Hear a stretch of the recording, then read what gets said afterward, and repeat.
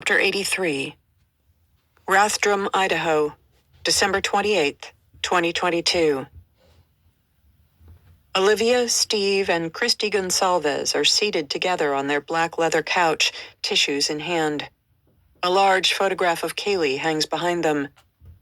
They are giving their first in-depth interview, not to a reporter from a news network, but to a cyber sleuth from New York, Olivia Vitale, a brunette in her 20s. They've chosen Olivia rather than a journalist from an established news network, Steve says, because in going through Kaylee's TikTok, he learned that Kaylee watched Olivia's interviews under her moniker Chronicles of Olivia.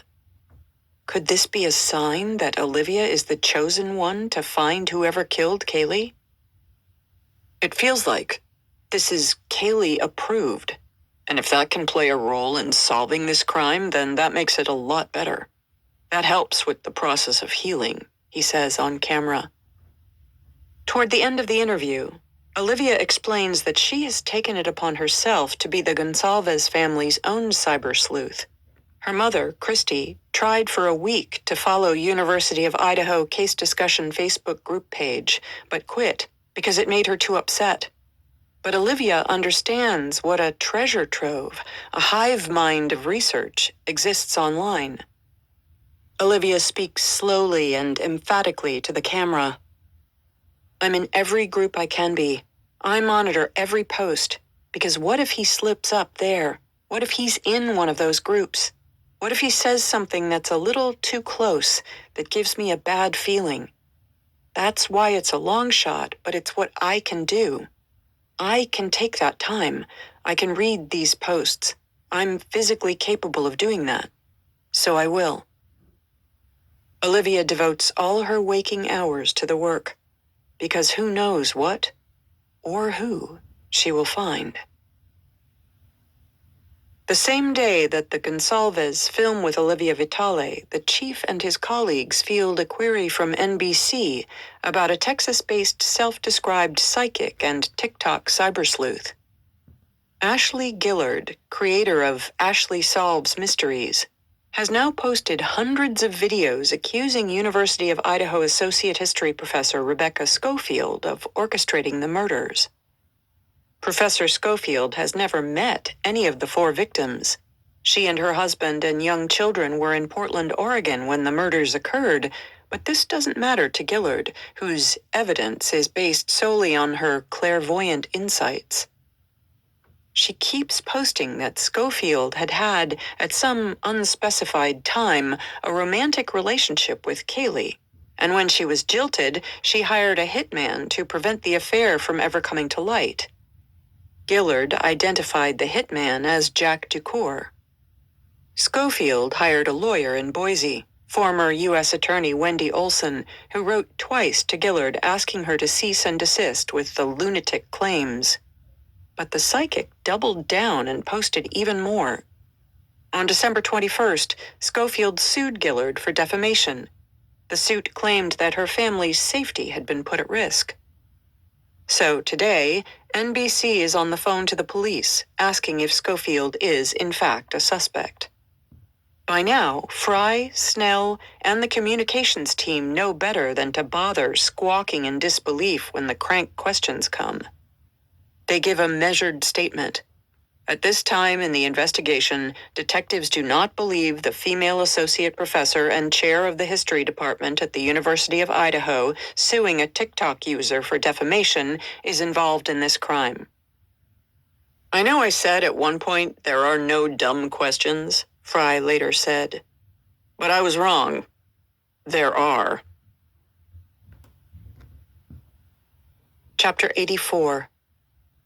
Pullman, Washington, December 28th, 2022. The WSU police chief, Gary Jenkins, is finishing up for the day when he sees that James Fry is calling his cell phone. Can you meet at our police department? Fry asks. Jenkins and Fry are old friends. Jenkins was recently reassigned to WSU, but prior to that, he ran the Pullman Police Department for 12 years. It's highly unusual for Fry to be as secretive and tight-lipped as he's been about the Idaho 4, as the victims are coming to be known. But the chiefs have helped each other out on dozens of cases. Jenkins knows what his friend is trying to prevent, somehow tipping off the murderer. So, as he drives over to the Moscow police station, he assumes Fry's holding a second multi-agency briefing, similar to the one where they asked for help searching for the white Hyundai Elantra. But when Fry meets Jenkins at the front door of the station, the WSU chief senses this is different. Jenkins follows Fry upstairs and into the conference room and sees a sea of faces. He realizes the entire team of investigators is gathered there, waiting for him. What they are about to tell him, Fry says, is completely confidential, not to be shared even with his agency. In that instant, he realizes why he's there. They've found whoever did this, and this person is at WSU, on his turf. His heart sinks. Brett Payne says, "We think we know who the suspect is, and he's in WSU housing." And then he says his name, Ryan Koberger. Odd name, Jenkins thinks. But it's an odd, familiar name. It rings a bell. And then it comes to him. "I know that name," he tells the people in the room. He sees astonishment on their faces. "I think I interviewed him for an internship position when I was Pullman chief. I probably have his resume and cover letter in my files." He goes straight back to his office and sends them over.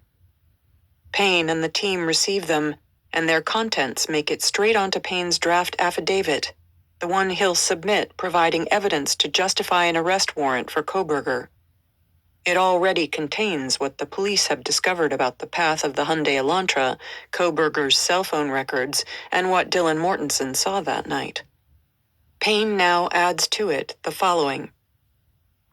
Pursuant to records provided by a member of the interview panel for Pullman Police Department, we learned that Koberger's past education included undergraduate degrees in psychology and cloud-based forensics. These records also showed Koberger wrote an essay when he applied for an internship with the Pullman Police Department in the fall of 2022. Koberger wrote in his essay he had interest in assisting rural law enforcement agencies with how to better collect and analyze technological data in public safety operations.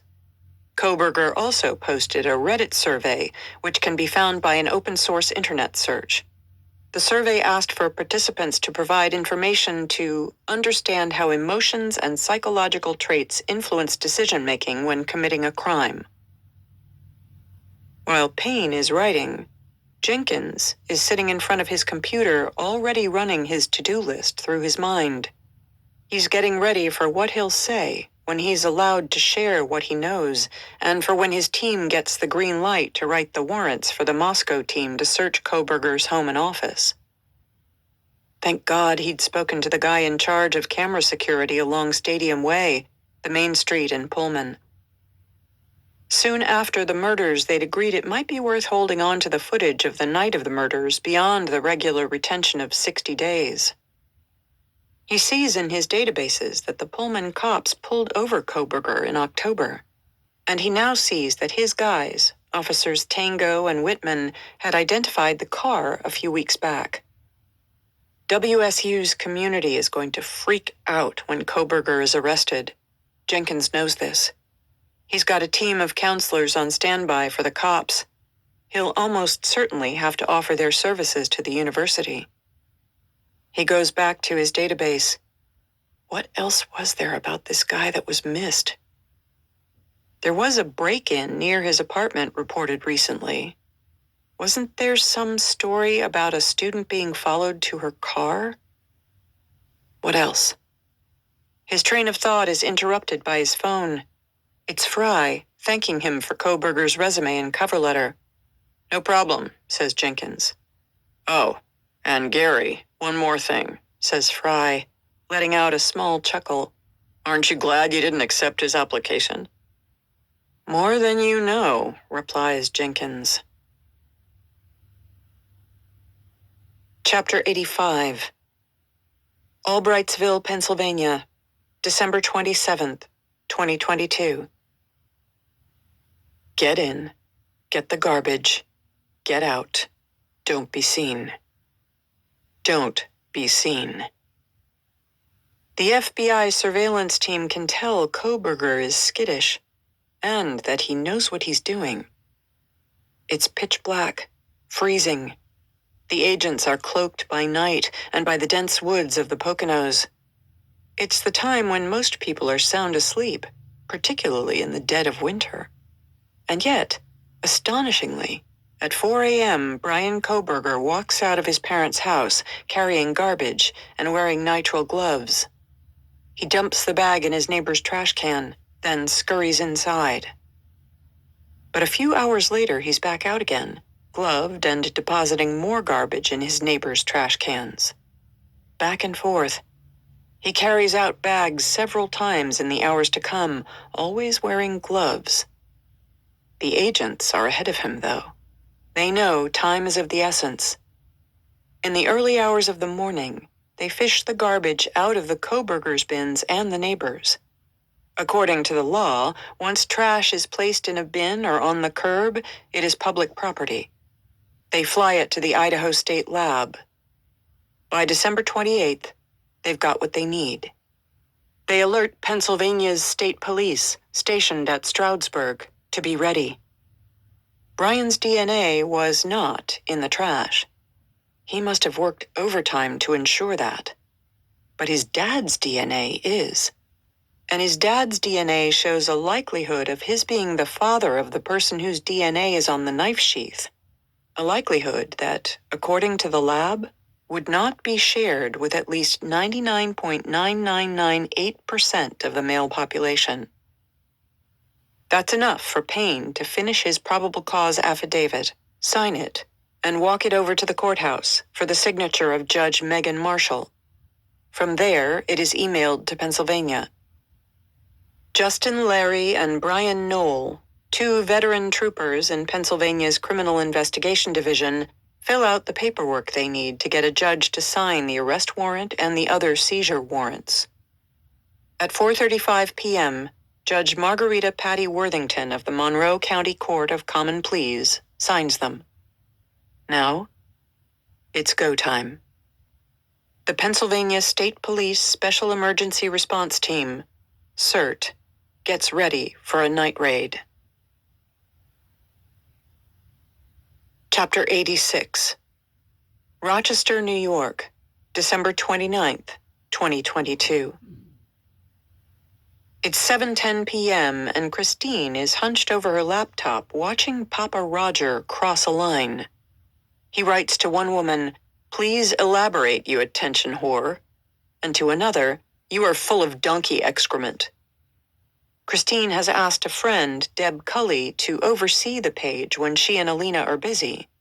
Deb's technical title is page moderator. She calls Christine. "This guy's going crazy," she says. Deb has had to delete 4 of his posts in the space of a few minutes. Christine tells Deb to go ahead and ban him. "We have strict rules about name-calling other people, belittling other people, swearing at them, or trying to meddle in their real life," she said. But when you ban someone, you delete the footprint of all their posts. This is not something that worries Christine in this moment, but later, she will wish she'd screenshotted absolutely everything he ever posted before they banned him.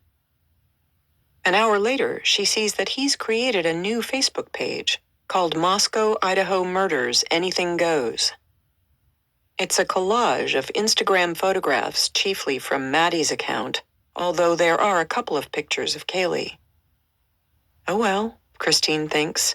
Papa Roger is trying to compete with her. Let him try. But the next day he goes dark. No posts. Nothing.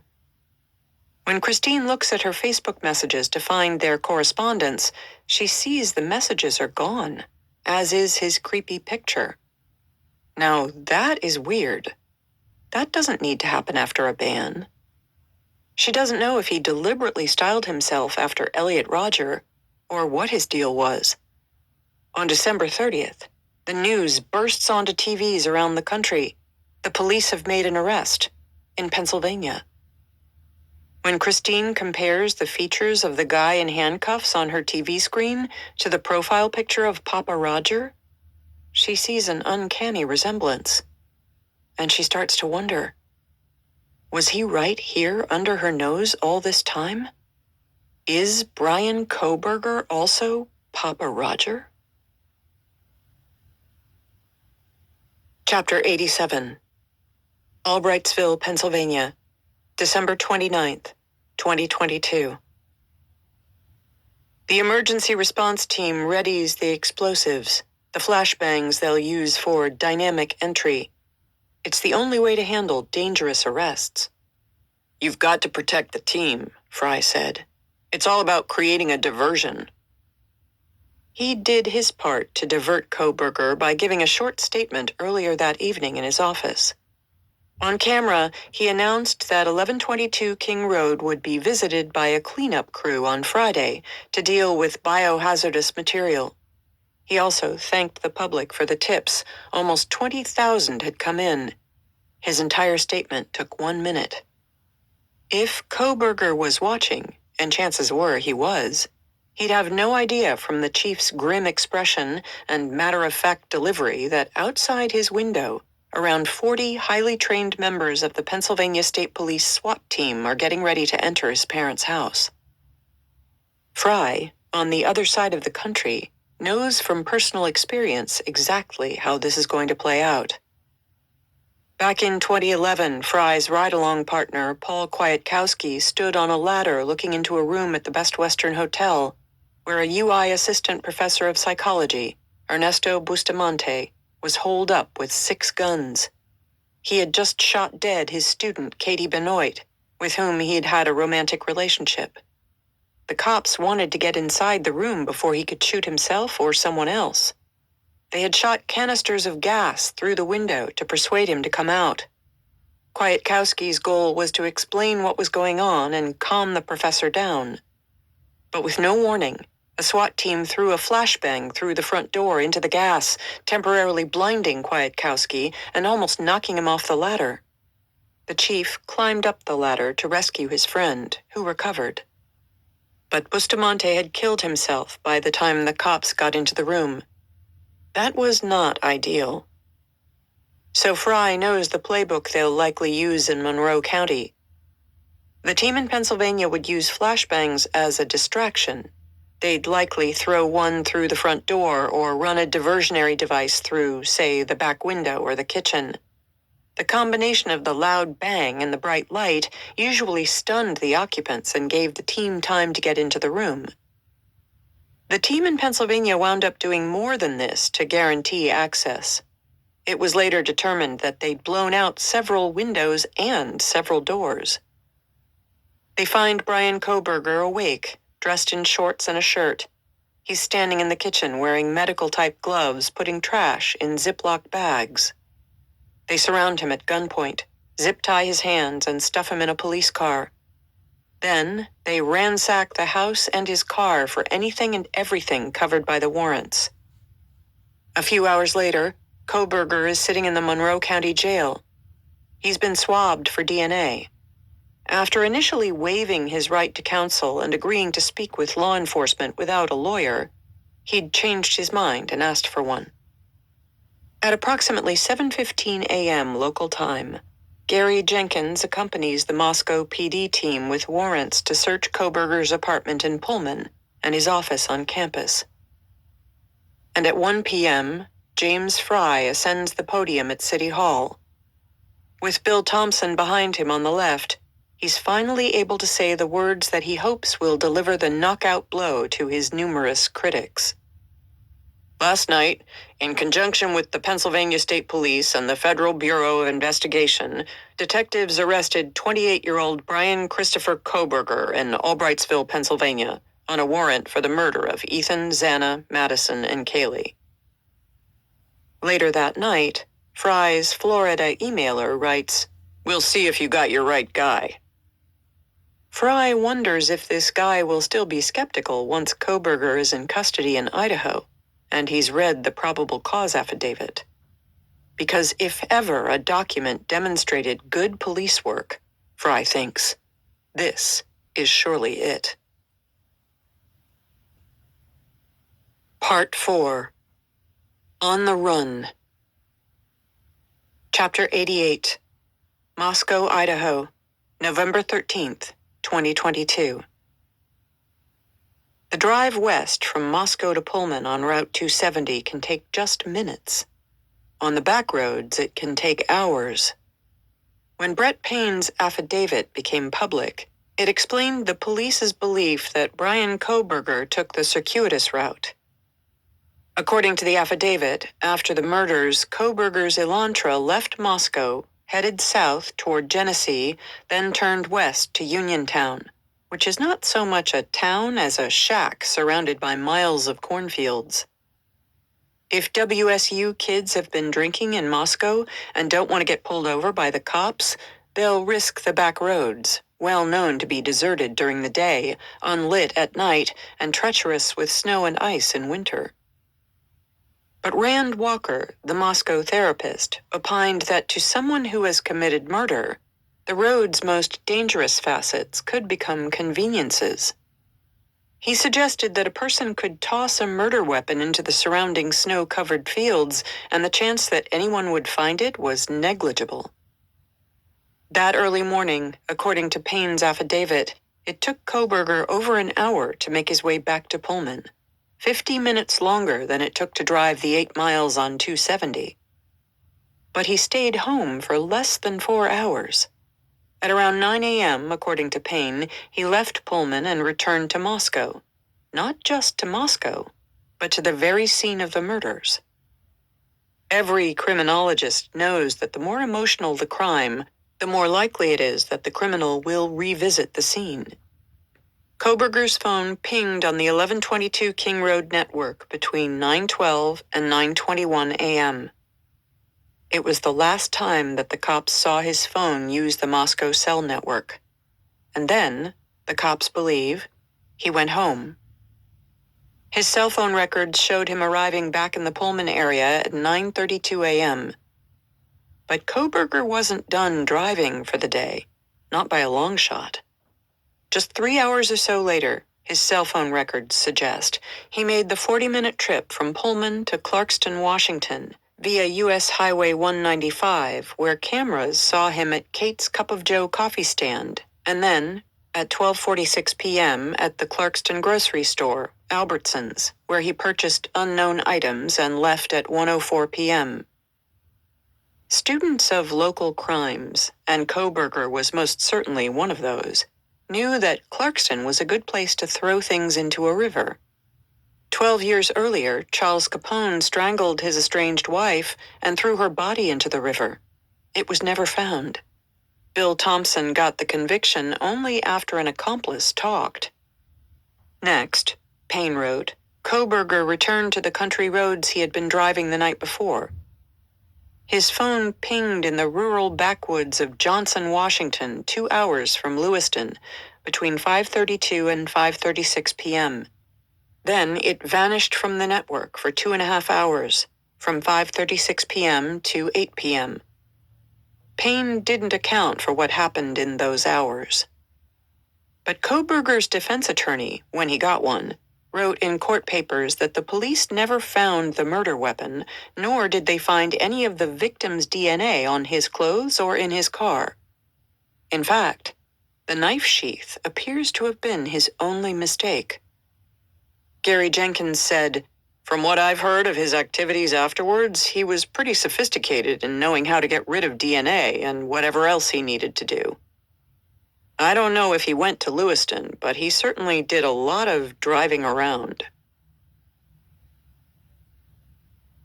Chapter 89. Pullman, Washington, November 14th, 2022. Ben Roberts has his mind on end-of-term exams, so he barely notices that the spot where Brian Kohberger usually sits in class in Wilson Short Hall is empty today. Ben's head is filled with projects and deadlines. Plus, he's just bumped into someone in the financial technology program who has news of 4 horrendous homicides over in Moscow. University students stabbed in their bedrooms in the middle of the night. That's completely horrible, Ben thinks.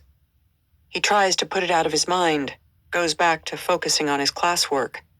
But later, members of the cohort and Ben will think hard about Brian's absence that day and what it meant. They clocked it because they decided they needed to create a paper trail, a record of what Brian said and did, just in case something unexpected happened. If he were to lodge a complaint against one of the professors, for instance. We all felt he was creepy, Ben said, but harmless. Brian is weird, but he's not evil.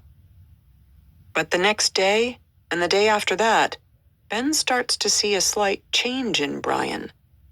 He becomes a bit lighter, more animated. Ben ascribes it to the end of term coming and the filters coming off. Something about his appearance is a little looser. He's grown stubble. Ben also hears that Brian's grading of the undergraduates' papers is changing dramatically. Everyone, women included, starts getting high marks. Brian stops writing essays on their essays. Some of the students are shocked, but also relieved. Ben hears the gossip, but he doesn't pay too much attention to this at the time. None of the cohort does. Their focus is on exams and grades. They came here to get graduate degrees so they could find good jobs. Ben assumes that's what they all want. Brian must too. But when Ben thinks about it, he realizes Brian doesn't talk much about his plans for the future. Still, Ben assumes he has them. Why wouldn't he? Chapter 90. Pullman, Washington, November 17th, 2022. Some of the WSU kids have skipped town early for Thanksgiving. The murders over in Moscow have freaked everyone out. So the receptionist at the medical center is glad when one of them, at least, keeps his scheduled appointment. The kid's name is Brian Koberger. He comes in a North Face jacket, tall, thin, pale, eyes that bug out.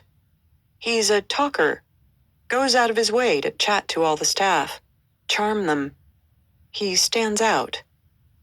The receptionist doesn't usually remember anyone's name, but she'll remember Brian's. Her boss doesn't usually comment on any of the patients, but even she says, he's so nice and charming. The receptionist agrees. Before he leaves, Brian schedules an appointment for next spring. See you then, she tells him. She and her colleagues will look forward to that. Chapter 91. Pullman, Washington, November 18th, 2022. So what do you think about the murders in Moscow? Peggy, at the State Department of Licensing in Pullman, is making small talk with the tall, thin WSU student at the front of the line who has come to exchange his Pennsylvania plate for 2 Washington plates for his white Hyundai Elantra. His name, according to the forms, is Brian Koberger. She and her 5 colleagues regularly make small talk with their customers. They pride themselves on running a government outfit that's got some character. They allow pet dogs to run around. They don't want their customers to have a run-of-the-mill experience just because it's vehicle licensing. They want the experience to be memorable, fun, even. They've got a reputation they are proud of. So Peggy doesn't hesitate to get into the murders with this guy in order to pass the time. Horrific, isn't it? He replies. She later says that there was nothing out of the ordinary about their conversation. He's as happy to chat as she is. Frankly, it makes people feel better about what happened to blow off steam together. It's a productive coping mechanism. The guy says he's as shocked as they all are. Nervous, too, that the murderer is on the loose. He wants to know what she thinks. Who would have done that? Is the murderer among them? What about what the cops said? It's such a perfectly normal exchange that, given the circumstances, Peggy doesn't think twice about it. But then, after he's arrested, when she sees his face on TV, it hits her. The guy she'd had that perfectly normal chat with about the murders was changing his plates to try to get away with it. She can hardly believe it. Chapter 92. Pullman, Washington, December 2nd, 2022. At 1:45 p.m., Rose Perez, a local hairstylist, sees that one of her regulars, Brian, is coming in for his usual skin fade 35-minute hair appointment. No big deal, she thinks. Brian has always been nice, polite. He started coming to her in July. Since then, he's popped in every few weeks and become one of her regulars. He left her a voicemail yesterday asking if she could fit him in the next day. She was able to see him at Powers Barbershop, just off the main street in Pullman, where she works most days. So today he shows up, and as she clips using the scissors and the blade, they talk the way they usually do. She learns he'll be heading home to Pennsylvania for Christmas soon, but he plans to be back in January. It's a routine visit on a routine day. But in 4 weeks, Rose won't think anything about it or him was routine. When she sees his mugshot on TV, she falls on the floor. It's crazy to find out I interacted with this person, she later said. I touched this person's hair. I made this person look and feel good about themselves. Like everyone whom Brian ran into over the next few weeks, she wonders if she missed any signs. But Brian is a good actor. He's confident. And the Pullman police have no idea that the suspect is in their midst, or what he looks like, or, in fact, anything. Because for once, in an unprecedented fashion, Moscow hasn't been looping them in or sharing any details. And that makes them unhappy. Glenn Johnson, the Pullman mayor at the time, later reflected, everyone was so frustrated. Where's the information? They kept asking. The Pullman cops have an unwritten rule never to have less than half a tank of gas in their cars in case Moscow needs them to pursue someone who committed a crime there. But now the Pullman cops are sitting in their cars idle. They have nothing to go on. When WSU Police Chief Gary Jenkins considered how Brian resumed his normal activities in Pullman in the days and weeks following the murders, he believed his actions denoted a growing confidence. I would think with every day that went by that he wasn't caught, that his chances were getting better and better, that he wouldn't be, Jenkins said. But cockiness, it turns out, can be misplaced. Chapter 93. Pullman, Washington, December 2022. It's one of the last classes of the semester, Criminal Justice Processes and Institutions, a course taught by Dr. Craig Hemmons in Wilson Short Hall. The topic of the recent murders in Moscow is brought up for class discussion. For instance, what is legally on the table for the murderer when they've caught him? Idaho has the death penalty. Washington State does not. The murderer surely would have known this. Ordinarily, Brian would be front and center, speaking more than most of the others. But one of Brian's classmates, someone who has 4 classes with him that semester and is used to listening to his monologues, notices that he doesn't speak at all. Not once in 3 hours. He's got nothing to say on a topic that has the class revved up. This is extraordinary, the classmate thinks. The classmate assumes Koberger is ill or tired or something. Ben Roberts, another classmate, remembers dimly that Brian said he was extra short on sleep in December. But it doesn't occur to anyone that their homophobic, misogynistic classmate is anything other than deeply weird. Ben wonders if Brian is feeling the pressure of being the only one in their cohort from the East Coast, if he's found it hard to adapt to Pacific Northwest culture. He is running into an entirely new group of people who are now his peers, he said. He doesn't have any seniority over anybody. He doesn't have any authority. He is trying to adapt to a new social structure on the opposite side of the country, and the West Coast does things somewhat differently from the East Coast. Weeks later, Steve Gonsalves, his blood boiling at the thought of this Pennsylvania kid who came out here on purpose to kill us, said something similar. I know my history. The East Coast feels like they're the superior coast, Steve said. But he's determined not to let this atrocity undermine the very reason he moved his family here, his desire to provide a safe home for his family. So his goal is to make absolutely sure prosecutors get a conviction so the world can see that Idaho is still the sanctuary he believes in. We have farm towns and trusting people, Steve said, but he underestimated us. Chapter 94. Pullman, Washington, December 9th, 2022. Brian is blowing up again at Professor Snyder. Only 2 days ago, it had seemed as though Brian might have eked out a Hail Mary.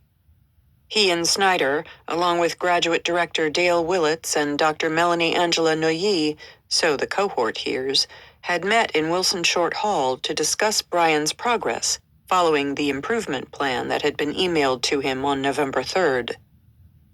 The plan that told him to be more respectful to women, his professors, his peers, and his students.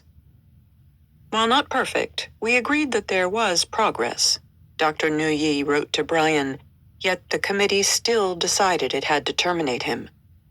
Because now, just 2 days after that promising meeting, Brian is losing it for the second time this semester with Snyder in the professor's office.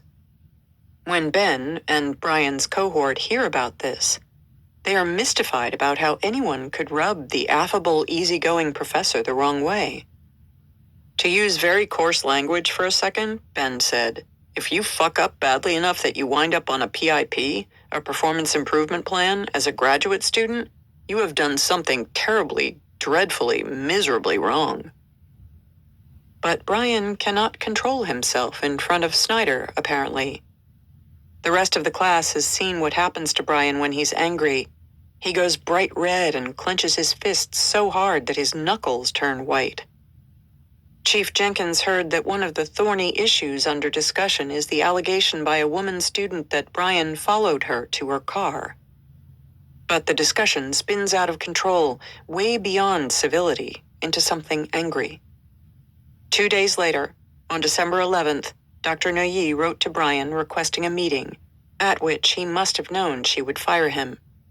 And he would lose his funding.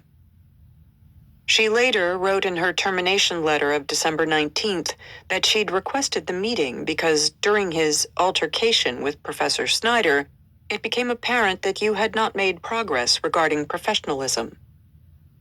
Brian will receive this letter when he's back home in Pennsylvania, so the rest of the cohort is in the dark as to what happened.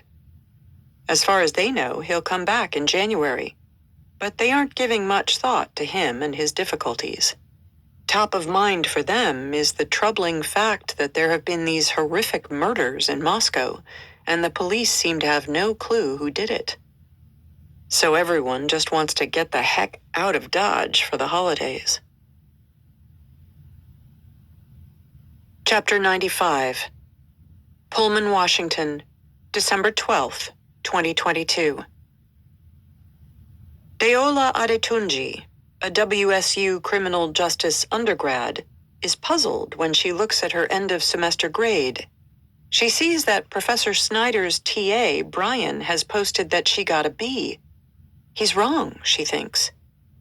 He added up her scores wrong. She deserves an A. So she emails him and tells him he needs to fix it.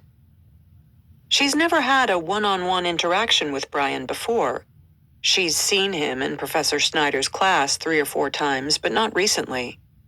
It seems that he has stopped coming to class. She doesn't know why. She assumes he's got his own stuff to take care of. When he was in class, he was strangely restless and flitted around unnervingly. One time, Professor Schneider asked him to move because the professor said he didn't like people standing behind him while he taught, so Brian hovered somewhere by the door. It was awkward. At 10:58 p.m., Brian emails Deola back. I have adjusted the settings to only count your 10 highest scores. This should have a positive impact. Let me know if you have any questions. Good, she thinks. That's taken care of. And she doesn't think about Brian Kohberger anymore. Until she sees his mugshot a few weeks later. And then she thinks that if he committed the murders he's been accused of, it's both odd and interesting that he bothered to answer her email about her grade. Chapter 96. Indiana, December 15th, 2022. At 10:45 a.m. on the third day of the 4-day cross-country trek east from Pullman, Washington to Albrightsville, Pennsylvania, father and son hear sirens on I-70 outside Indianapolis. Brian pulls over and waits for the officer to get out of the cop car and approach from the shoulder. Michael Kohberger is in the passenger seat, a buffer between the officer and his son. If Brian fears the worst, he hides any inner turmoil. His face is pale as usual, but his hands are on his lap, relaxed. The sheriff's deputy is disarmingly cordial as he asks for Brian's license. You were right up on the back end of that van. I pulled you over for tailgating. Is this your car? Brian nods. Where you headed? Now Michael injects himself into the conversation, which goes strangely circuitously. Michael. Well, we're coming from WSU. Sheriff's deputy. What's WSU? Michael says, It's Washington State University. Then he explains there's just been an incident there involving a SWAT team. Brian interjects. I go to the WSU University, basically. No one has answered the deputy's question, so he asks again. So you're coming from Washington State University and you're going where? Michael tells him. We're going to Pennsylvania, he adds conversationally and with emphasis. We're slightly punchy from hours, days of driving. Sheriff's deputy. What did you say about some SWAT team thing? Michael. There was a mass shooting and everything. Sheriff's deputy. Interesting. Michael. Well, it's horrifying, actually. Sheriff's deputy. So y'all work at the university there? Brian. I actually do work there. Michael, with pride. He's getting a PhD.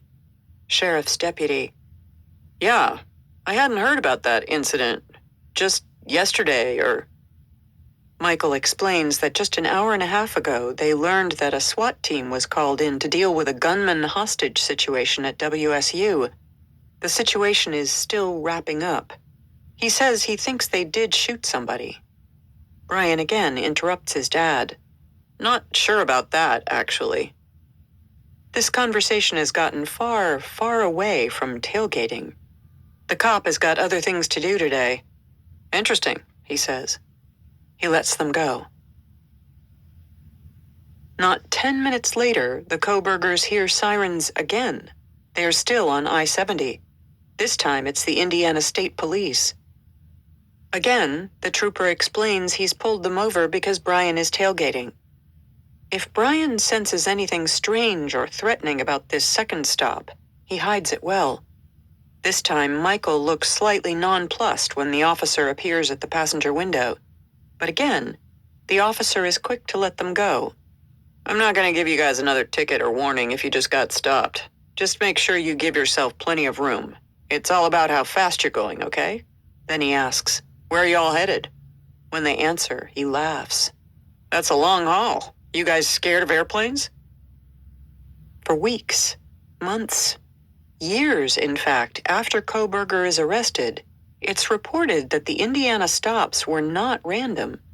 It's reported that the FBI already had Kohberger in their sights, that the FBI had a single-engine plane tracking him, that the FBI hadn't looped in Moscow to what they knew. Many articles mention this, and Chief James Fry gets irritated every time he reads one, because it's not only off base, it's completely nuts. He's pissed that the only leak in the entire investigation came not from any of the people who worked directly with him, but, he believes, from the Pennsylvania branch of the FBI. So tell me this. If they can't keep their mouths shut that we're getting ready to arrest a person, do you think they can keep their mouths shut about a plane tracking the killer all the way across the United States? He asked sarcastically. Yet again, in his view, the media knows nothing and wants to make a buck off something. It makes a great story, he said wryly. It's also completely untrue. If that truly would have happened and I would have found out about it, you would have probably seen the roof of the police department come off. The boring truth of it is, as far as Fry knows, and as a spokesperson for the FBI has unusually stated on the record, the stops in Indiana were random. The timeline of the investigation indicates that law enforcement had not yet homed in on Kohberger on December 15th. Brett Payne hadn't even heard the name Brian Kohberger until the FBI phoned on December 19th. He didn't try to obtain warrants for Kohberger's phone records until December 23rd. It was only in the days right before Christmas that the threads connecting the touch DNA on the knife sheath, the right model of white Hyundai Elantra, and its new license plate and owner came together. And then the phone records all pointed to Brian Kohberger. On December 15th, when the Kohbergers were pulled over, law enforcement still didn't have him. The Kohbergers arrived in Pennsylvania on December 16th without being stopped again, and Fry's team was later able to see that the car had reached home. But in that moment, Kohberger was still safe. He was still below the radar of Fry's team. Although that was changing by the minute. Chapter 97. Albrightsville, Pennsylvania, December 28th, 2022. Brian gets in the car. He's cleaned every inch of it, inside and out, and drives to the end of Monroe County and back. He doesn't know it, but he's got eyes on him every second. The car and his phone are being tracked. There's a team of Pennsylvania state troopers in the woods surrounding 119 Lambsden Drive, surveilling it around the clock. They've been there since yesterday at dawn. They've seen him depositing the garbage in his neighbor's bins. Brian has no idea that they've taken the family garbage, or that a forensics lab will determine that there is a 99.9998% chance that the DNA collected from the trash belongs to the father of the person whose DNA was on the knife sheath found beside Maddie at 1122 King Road. He has no idea, basically, that it's game over. Chapter 98. Albrightsville, Pennsylvania, December 29th, 2022. When FBI agents storm the Kohberger family home, blowing the door down and the windows out, raiding it and Kohberger's car, they have warrants for anything and everything that could connect him to the murders at 1122 King Road. Pennsylvania State Trooper Justin Larry signs his name to each of the 2 long lists that go into the FBI's receipt of property document, which will be made public months later.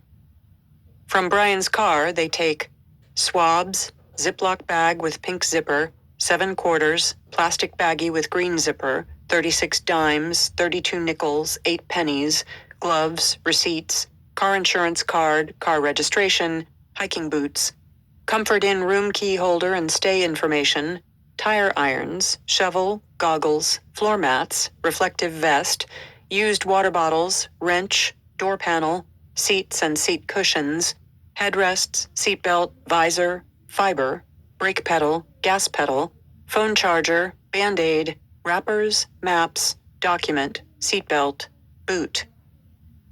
From the Kohberger family home, they take items that quite obviously could connect Brian to the firefighter of Dylan Mortenson's half-awake dream. An assortment of clothing, including black face masks, hats, gloves, boots. They take his phone, laptops, hard drives, computer, the black box Samsung car navigation system, as well as 3 knives, including a large sheathed tailor cutlery knife, a gun, a Glock 22, and 3 magazines. They also take a flashlight, 2 bags with a green leafy substance, an AT&T phone bill, and a large Craftsman shop vacuum. More tantalizingly on Larry's list are items that are not fully explained, but that could suggest a possible motive for murder. It's the inclusion of these that catches the attention of cyber sleuths when the list is made public months later in March. For instance, the list intriguingly mentions a book. It doesn't give a title, with underlinings on page 118. All the online forums, the Facebook discussion page, Reddit, TikTok, Instagram, and more will debate for days if this could be underlining on page 118 of Elliot Rodgers' manifesto. On that page, Roger wrote of how he came to select the date of his day of retribution, his act of misogynistic terrorism. After ruling out Halloween because of the heavy law enforcement presence, he decided it would have to be on a normal party weekend, so I set it for sometime during November. Then there's the item on Larry's list of a drawing referred to as a man's mind. Could this be a reference to a well-known black and white poster of a man's face in profile with a naked woman erotically arched backward, cleverly drawn into his frontal lobe?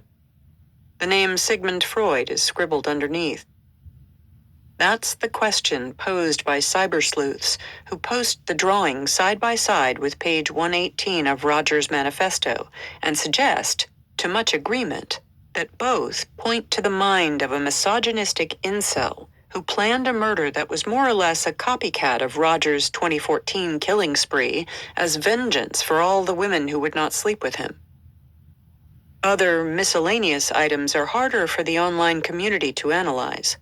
These include a note to Dad from Brian, a note in his desk, a note from Brian to Montana, a criminal psychology book, other criminology books, a maroon notebook, documents, and the DeSales University Handbook.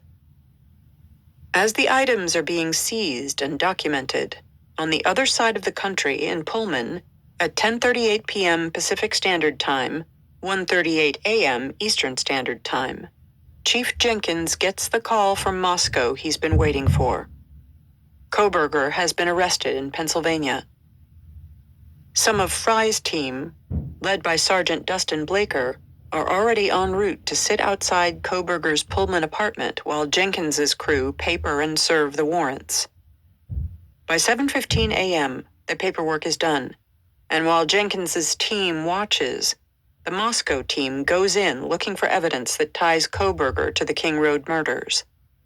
They take, according to papers filed in court, 1 nitrile-type black glove, 1 Walmart receipt with 1 Dickies tag, 2 Marshall's receipts, dust container from Bissell Power Force vacuum, 8 possible hair strands, 1 Fire TV stick with cord/plug, 1 possible animal hair strand, 1 possible hair, 1 possible hair, 1 possible hair, 1 possible hair strand, 1 computer tower, 1 collection of red dark spot, collected without testing, 2 cuttings from uncased pillow of reddish/brown stain, larger stain tested, 2 top and bottom of mattress cover packaged separately, both labeled C, multiple stains, 1 tested. When this list is published, it isn't just the internet forums that focus on the possible animal hair strand, along with the bloodstains and human hair, as being of vital importance. Steve Gonsalves wonders if the hair could belong to Murphy, Kaylee's golden doodle, now in Jack's care. She loved to sleep with Murphy, so the question I want answered is who put Murphy in a separate room that night? If it was Brian Kohberger, well, Steve thinks, that could have been a costly mistake. Chapter 99. Monroe County, Pennsylvania, December 30th, 2022. They hold him in the Monroe County Correctional Facility in Stroudsburg, about 25 miles from his parents' home, and they talked to him for nearly 15 minutes. Brian Kohberger is charged with 4 counts of first-degree murder for Xana, Ethan, Maddie, and Kaylee, and 1 count of felony burglary for breaking into 1122 King Road. They've swabbed him for DNA several times. Presumably, the samples are in a lab being analyzed right now. But Brian knows no more than that about what law enforcement has on him. According to Idaho law, Brett Payne's probable cause affidavit must remain sealed until the suspect is back in the state. At first, Brian says he doesn't need a lawyer. He's calm. When he's asked if he knows what murders they are talking about, he says, of course. Yes, certainly I'm aware of what's going on. I'm 10 miles away from this, he says. And then, suddenly, he changes his mind. He asks for a lawyer. While he waits, he's given a dark green blanket-like suicide prevention vest to wear. As a Fox News reporter explained, suicide prevention vests are used to ensure warmth and comfort while not obstructing the wearer's movements, according to PSP Corp., a maker of tactical and suicide prevention gear. The vests also cannot be rolled or torn and prevent inmates from using the fabric to create a weapon or hanging mechanism. On the morning of December 30th, Jason LaBarre, the chief public defender for Monroe County, comes to see Brian. LaBarre said that he was astonished when he first got the call. Of course, he knew about the murders, but for the suspect to be in Monroe County? I did not expect that. LaBarre finds that his new client is calm in all of their 4 meetings over the next 3 days. Unusually calm, given the circumstances. Brian tells the lawyer that he was shocked when the agents burst into his parents' home waving guns in his face. LaBarre said that in his experience, and he has quite a lot of experience, every defendant reacts differently. Kohberger seems to want to chat. It's as if he's got a story he wants to tell LaBarre, but the lawyer cuts him off. I really wanted to make sure that Kohberger understood that I didn't want to know about the facts and circumstances. LaBarre explains to Brian that he's there only to handle the extradition proceedings, that someone in Idaho will be appointed to act as his criminal lawyer, that the only way for Brian to learn why he's been charged with these crimes is to fly back to Idaho. Only then will the probable cause affidavit, the document filed by the police with enough in it to justify the arrest and search warrants, be available to him. LaBarre is just as in the dark as his client. LaBarre is almost surprised by how quickly Brian agrees to waive his rights in Pennsylvania and be extradited. His client wants to understand what the police think they know. He was very candid with me about the extradition, LaBarre said, which made his job easier. So did Brian's obviously high intelligence and working knowledge of criminal law. LaBarre works with Brian on the wording of what he, in his role as chief public defender, will say to the media. Journalists noted that it did not explicitly state that he was innocent. On Saturday, December 31st, LaBarre issues that statement. Mr. Kohberger has been accused of very serious crimes, but the American justice system cloaks him in a veil of innocence. He should be presumed innocent until proven otherwise, not tried in the court of public opinion. One should not pass judgment about the facts of the case unless and until a fair trial in court, at which time all sides may be heard and inferences challenged. Mr. Kohberger is eager to be exonerated of these charges and looks forward to resolving these matters as promptly as possible. Chapter 100. Monroe County, Pennsylvania, January 3rd, 2023. Dressed in a red prison jumpsuit, Brian walks into the Monroe County Court of Common Pleas in Stroudsburg for the extradition hearing. He looks 3 times at his family. The person he gazes at directly is his father, Michael. Brian even smiles, faintly. As Judge Patty Worthington questions him as to whether he's fully understood that he's waiving his rights in Pennsylvania and will be flown to Idaho to face 4 charges of murder, Marianne Koberger collapses. A court official rushes over and provides Kleenex. Mrs. Koberger's eyes are so swollen from crying that she can barely see as the proceedings finish. 2 nights ago, the family released a statement that they had worked on with LaBar. First and foremost, we care deeply for the 4 families who have lost their precious children. There are no words that can adequately express the sadness we feel, and we pray each day for them. We will continue to let the legal process unfold, and as a family, we will love and support our son and brother. We have fully cooperated with law enforcement agencies in an attempt to seek the truth and promote his presumption of innocence, rather than judge unknown facts and make erroneous assumptions. We request privacy in this matter, as our family and the families suffering loss can move forward through the legal process.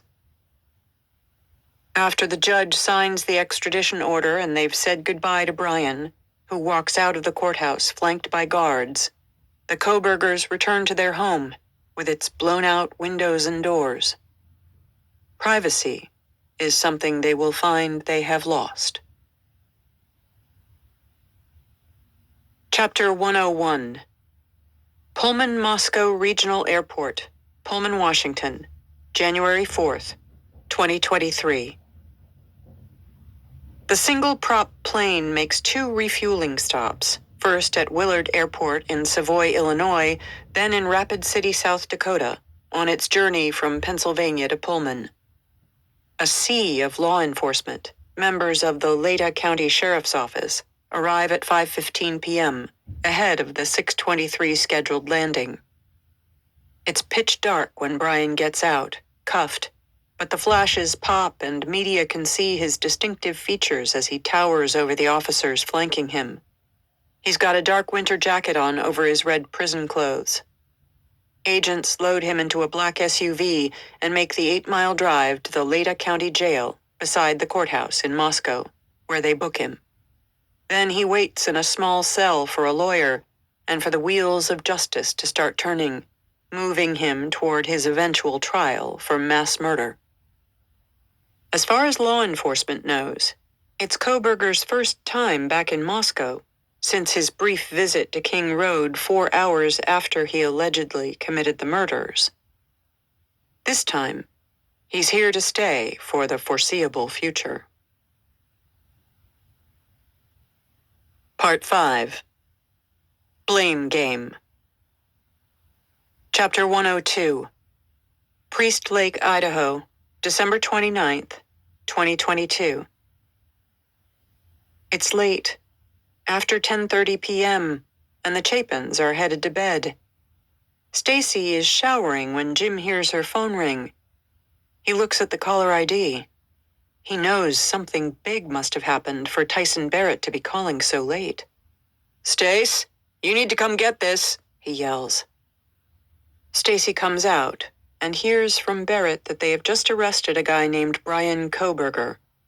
She and Jim go to Hunter's and Maisie's bedrooms and tell them the news.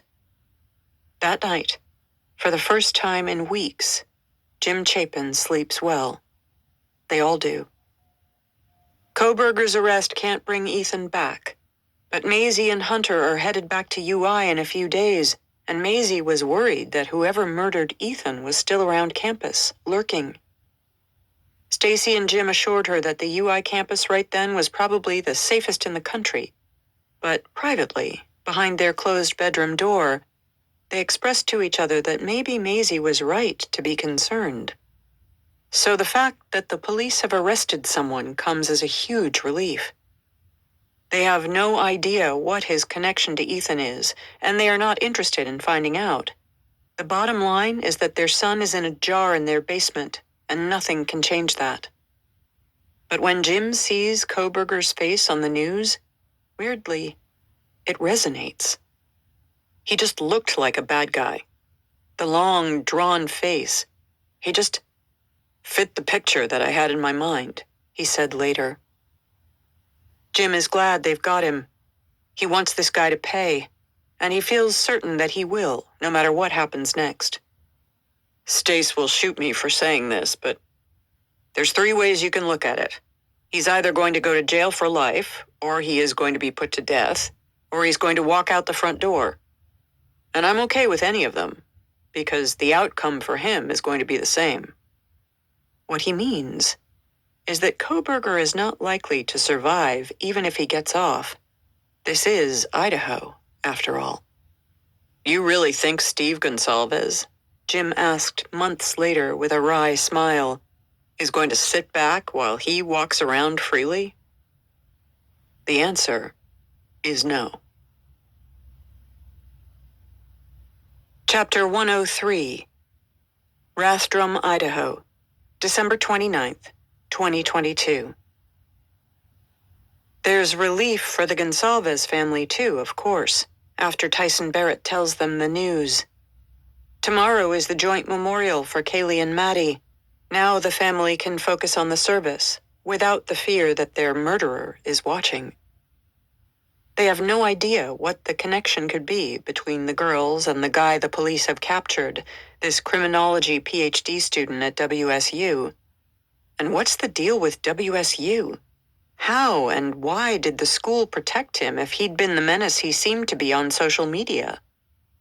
Steve hears from Olivia, who is plugged into social media, about all the red flags Kohberger exhibited. Students started posting them once the arrest was made public. The more he learns, the angrier he gets.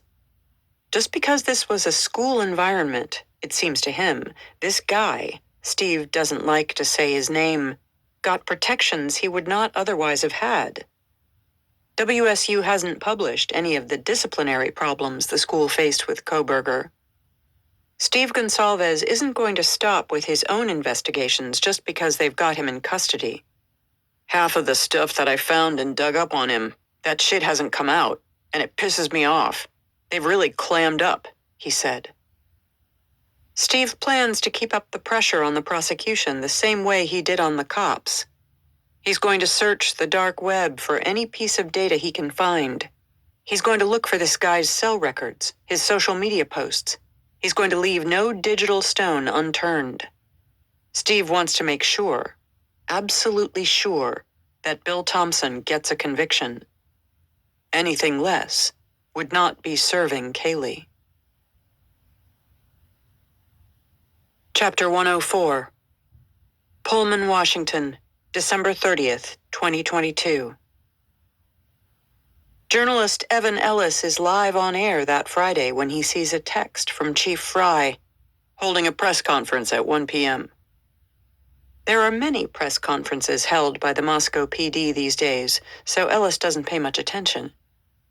This was a mistake, he later realizes, because the chief had never given him a heads up about any of those. Ellis is still on air when the news breaks in Pennsylvania. It's a leak. Agents there have arrested Brian Kohberger, a WSU criminology PhD student. Oh shit, Ellis thinks, experiencing a rare feeling of shock. The murderer had been walking among them. He needs to report. If Kohberger was at WSU, he's been living in Pullman. And if he's been living in Pullman, the Moscow team is going to be raiding his apartment right around now. Ellis phones a source in law enforcement and asks where in the area he might bump into out-of-state authorities executing a search warrant. The source tells him, "I'd go to the Steptoe Village Apartments." Ellis arrives just as the raid is getting started and records it for his Facebook page. But even as he clocks the scene in front of him, his mind is racing to what comes next. Based on his experience, he fears that the administration at WSU, his alma mater, will go into communications lockdown. My wife works there, and she shows me some of the crap that WSU sends out internally, which is, do not say anything, do not talk to anybody. This is not happening, you're not talking. And of course, they can't prevent people from doing it, but they're extremely vindictive up there and everybody is scared. Ellis and the WSU Vice President of Marketing and Communications, Phil Weiler, have long had a contentious relationship. I fight with WSU on a weekly basis, he said. About hiding information and shutting out the taxpayers, it's completely disgusting and sad, but WSU has been doing it for years. Today is no different, he thinks. In fact, it's worse. Evan phones Weiler. He texts him. He emails. Nothing. At noon, the school issues a statement. Law enforcement officials in Pennsylvania have arrested Brian Christopher Kohberger, a Washington State University graduate student, in connection with a quadruple homicide that took place in Moscow, Idaho in November. On behalf of the WSU Pullman community, I want to offer my sincere thanks to all of the law enforcement agencies that have been working tirelessly to solve this crime, said Elizabeth Chilton, chancellor of the WSU Pullman campus and WSU provost. This horrific act has shaken everyone in the Palouse region. We also want to extend our deepest sympathies to the families, friends, and vandal colleagues who were impacted by these murders, Chilton said. We will long feel the loss of these young people in the Moscow Pullman community and hope the announcement today will be a step toward healing. This morning, the Washington State University Police Department assisted Idaho law enforcement officials in the execution of search warrants at Mr. Kohberger's apartment and office, which are both located on the WSU Pullman campus. WSU police are working closely with local, state, and federal law enforcement officials as they continue their investigation. Kohberger had completed his first semester as a PhD student in WSU's criminal justice program earlier this month. Ellis thinks this isn't good enough. Where is the transparency, accountability for hiring Kohberger? Any apology? He posts a Facebook video that afternoon in which he repeats Weiler's name 3 times for effect.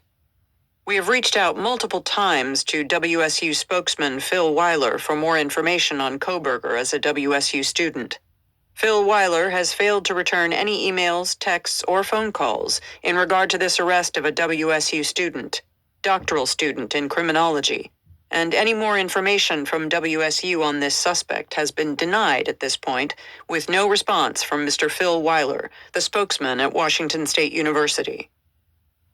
He later tells his listeners that part of his frustration with the college is based on history that goes back 2 decades. Brian Kohberger is not the first high-profile criminal connected to the WSU Department of Criminal Justice and Criminology. On Route 270 between Moscow and Pullman, Evan tells his listeners, there's a road sign commemorating 3 WSU fatalities. In 2001, a 22-year-old student, Frederick Russell, was charged with the vehicular homicide of 3 WSU students and of injuring 4 others in a horrific crash on that highway. Fred was drunk at the time. His father, Gregory Russell, was the head of the Criminal Justice Department. Fred was arrested, but 3 days before he was due to stand before a preliminary hearing, he escaped, accompanied by a WSU criminal justice graduate student and Russell family friend. He spent 6 years on the lam and was featured on the U.S. Marshal's Most Wanted list before being captured in Ireland. Evan doesn't hide his disgust. This is how deep it goes with that dumpster fire of an institution that I went to, he said. As it happens, the mayor of Pullman, Glenn Johnson, who is a regular on Evan's show and a friend of his, also knows the story of the Russells. Mayor Johnson, who holds a master's degree in journalism and a PhD in mass communications, shares Evan's frustrations with WSU's stonewalling. That the school where he taught classes in subjects like television news and communications management for 35 years before becoming mayor, employed the guy arrested for the Moscow murders is a bridge too far, he thinks. Something needs to happen at that school. Something needs to change. So when he finds himself in an emergency meeting with WSU Chancellor Elizabeth Chilton, he says, Elizabeth, in case you hadn't been told, this is the 2nd time there's a bad story coming out of WSU's Criminal Justice Department. He figures she probably does not know about the Russells because she is new. She started in January 2022. So the point is, he says in conclusion, this, he means Kohberger, is the 2nd black eye for the WSU Criminal Justice Department. He adds with a flourish, "You only have 2 eyes." Chapter 105. Pullman, Washington, December 30th, 2022. In fact, the Washington State University administration is in total meltdown.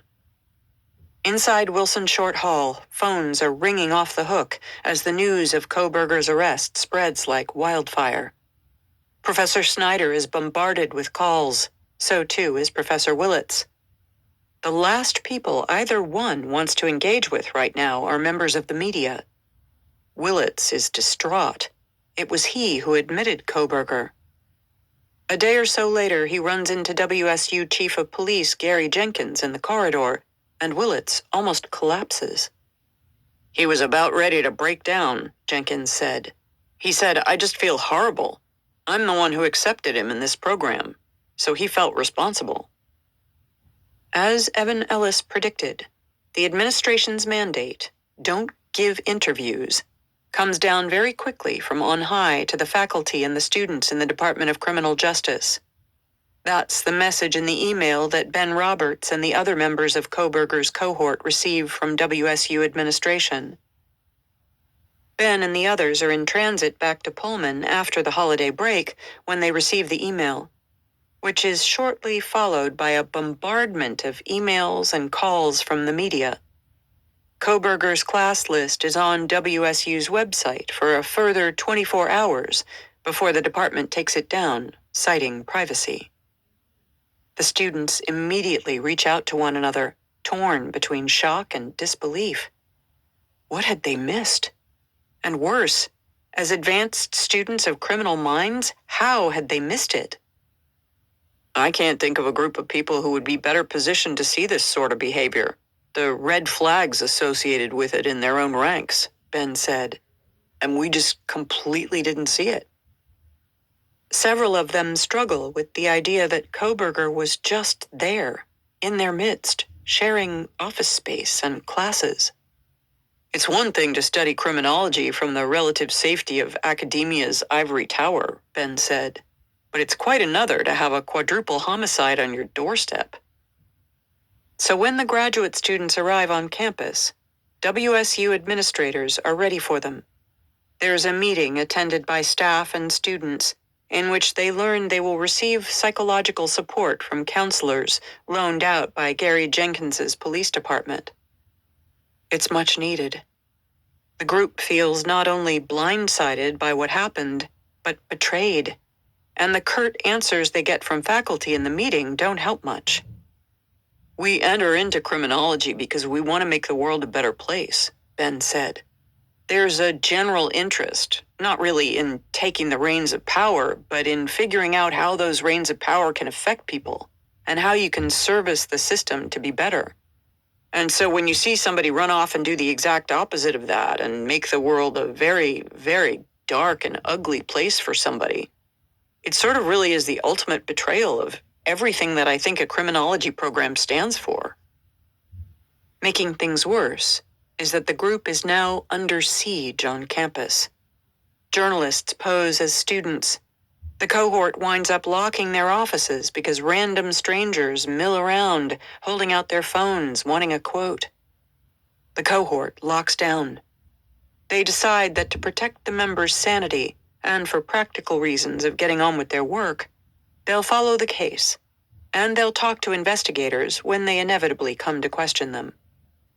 But they no longer want to discuss Brian Kohberger, even among themselves. Chapter 106. Moscow, Idaho, December 30th, 2022. Dean of Students Blaine Eccles gets up at around 6 a.m. and sees he missed a call from Captain Tyson Barrett the night before at around 11. It's rare that he misses phone calls. Usually his wife, Shelley, gets the phone if he can't, but they'd both fallen asleep. He texts the police officer, "Hey Tyson, what's up?" Before he gets a response, he sees a news flash. Moscow PD is holding a press conference. They've arrested a suspect in Pennsylvania. He attends Washington State University. Eccles feels like a huge weight just lifted off him. Once we learned that the alleged perpetrator wasn't from our community, that was such a relief, he said. Just knowing what it meant for our students. I knew they'd feel more secure. He texts Jenna Hyatt, the dean of students at WSU.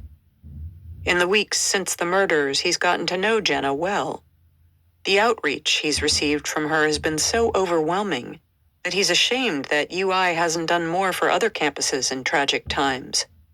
She's sent counselors to man the UI counseling center so that the UI team could attend the vigil.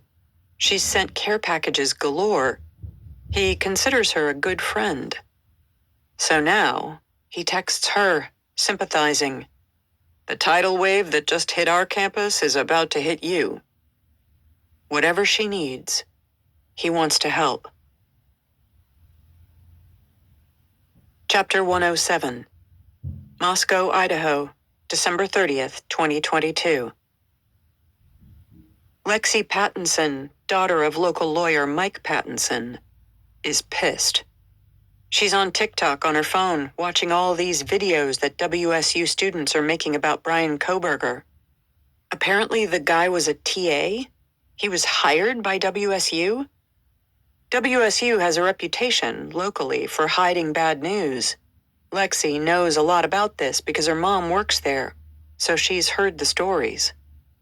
Their hazing is much worse than ours, she says, explaining that WSU's Greek life, unlike the University of Idaho's, is not regulated by the Interfraternity Council. 3 weeks after Kohberger's arrest, 19-year-old WSU student Luke Tyler dies in his bed, a suicide, after being badly hazed, and the school does not issue any statement. Lexi's mom tells her that the staff is very, very upset. She can see on TikTok that Kohberger's former students are talking about all the red flags. His harsh grading of women, his rude remarks to women in class, his aggression, his stalking of someone, his social difficulties. So where is a statement from WSU about the school's role in this? He was their hire, a teacher, a TA, Lexi said, after learning about Kohberger's past disciplinary problems. They haven't even addressed that aspect. And I think that's disgusting, and that reflects on a lot of the community. I know my mom and people that work there were pissed. Her mom will wind up leaving. The only silver lining, and it's a very, very thin one, is that Kohberger's arrest removes a question mark Lexi had about the possible role of someone she went to Moscow High School with, Emma Bailey. Emma lived near the King Road house and would, months later, face drug-related charges in connection with the suspicious death of another UI student. Prosecutors dismissed the case.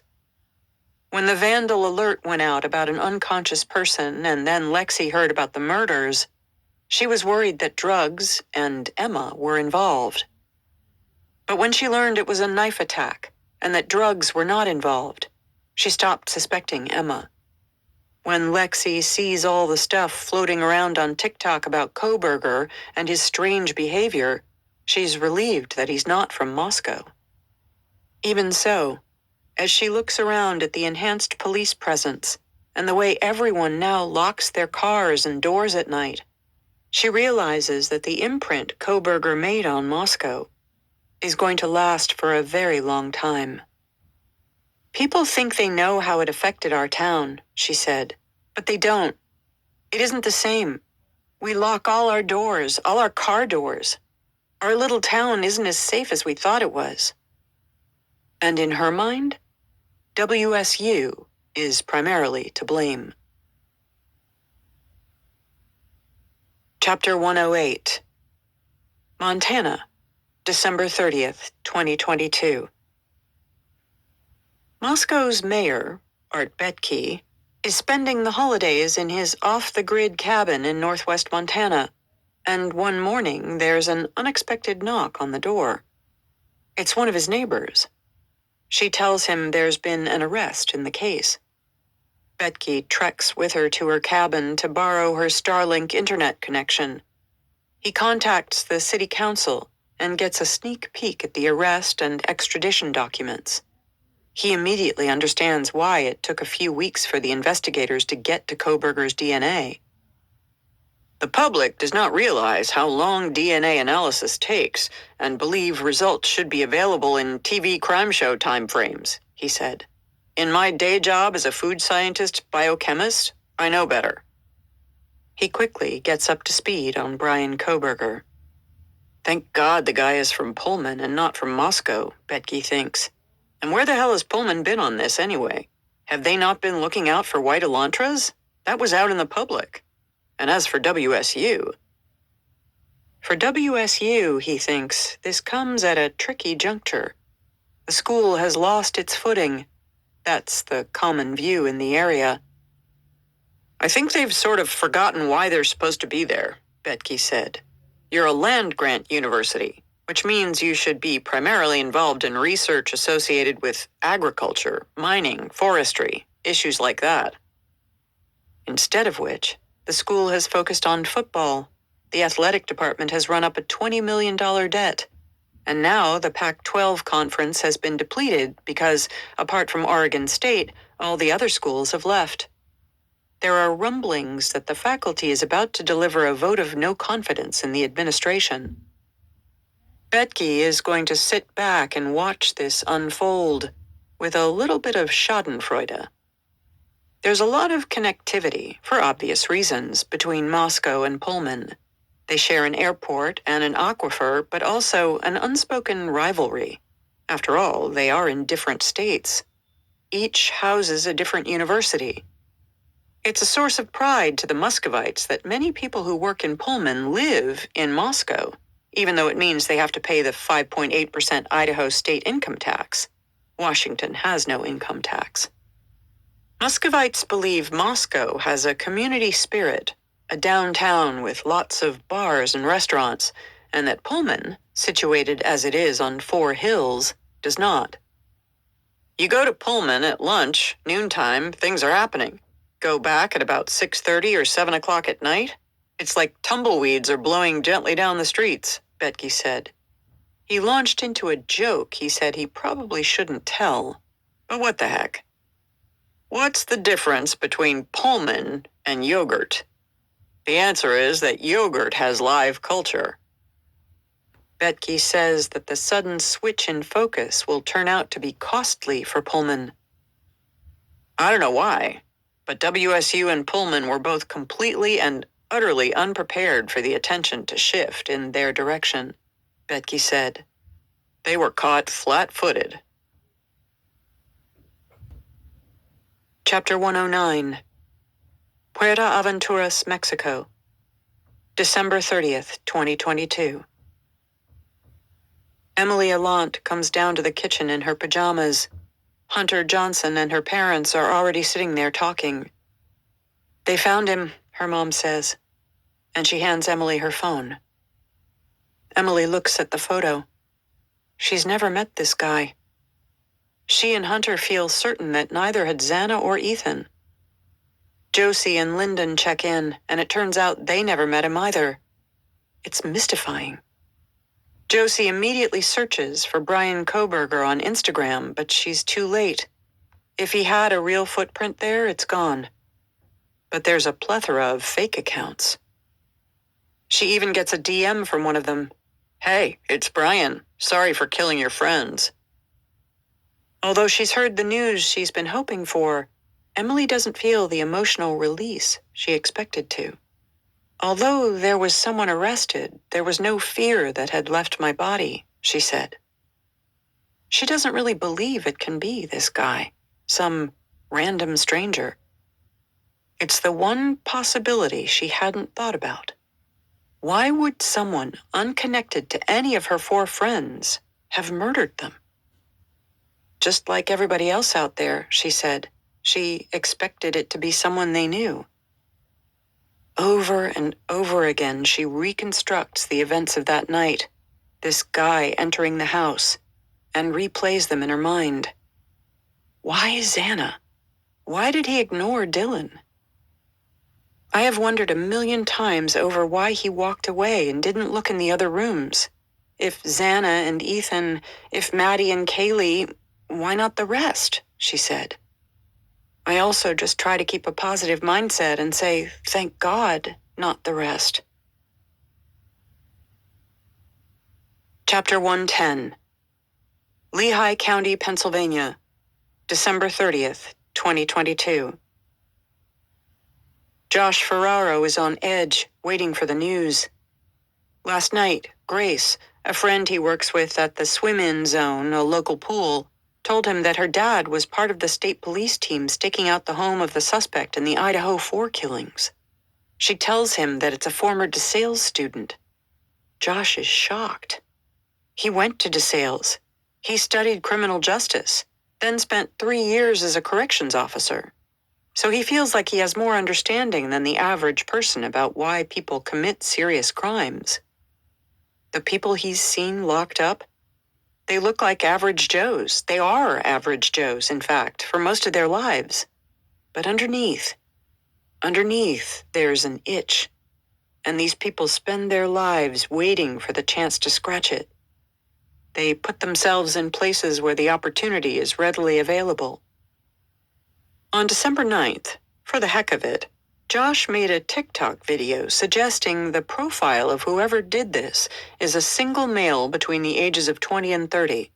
That's because, he theorized, Moscow was a college town and the suspect would need to blend in.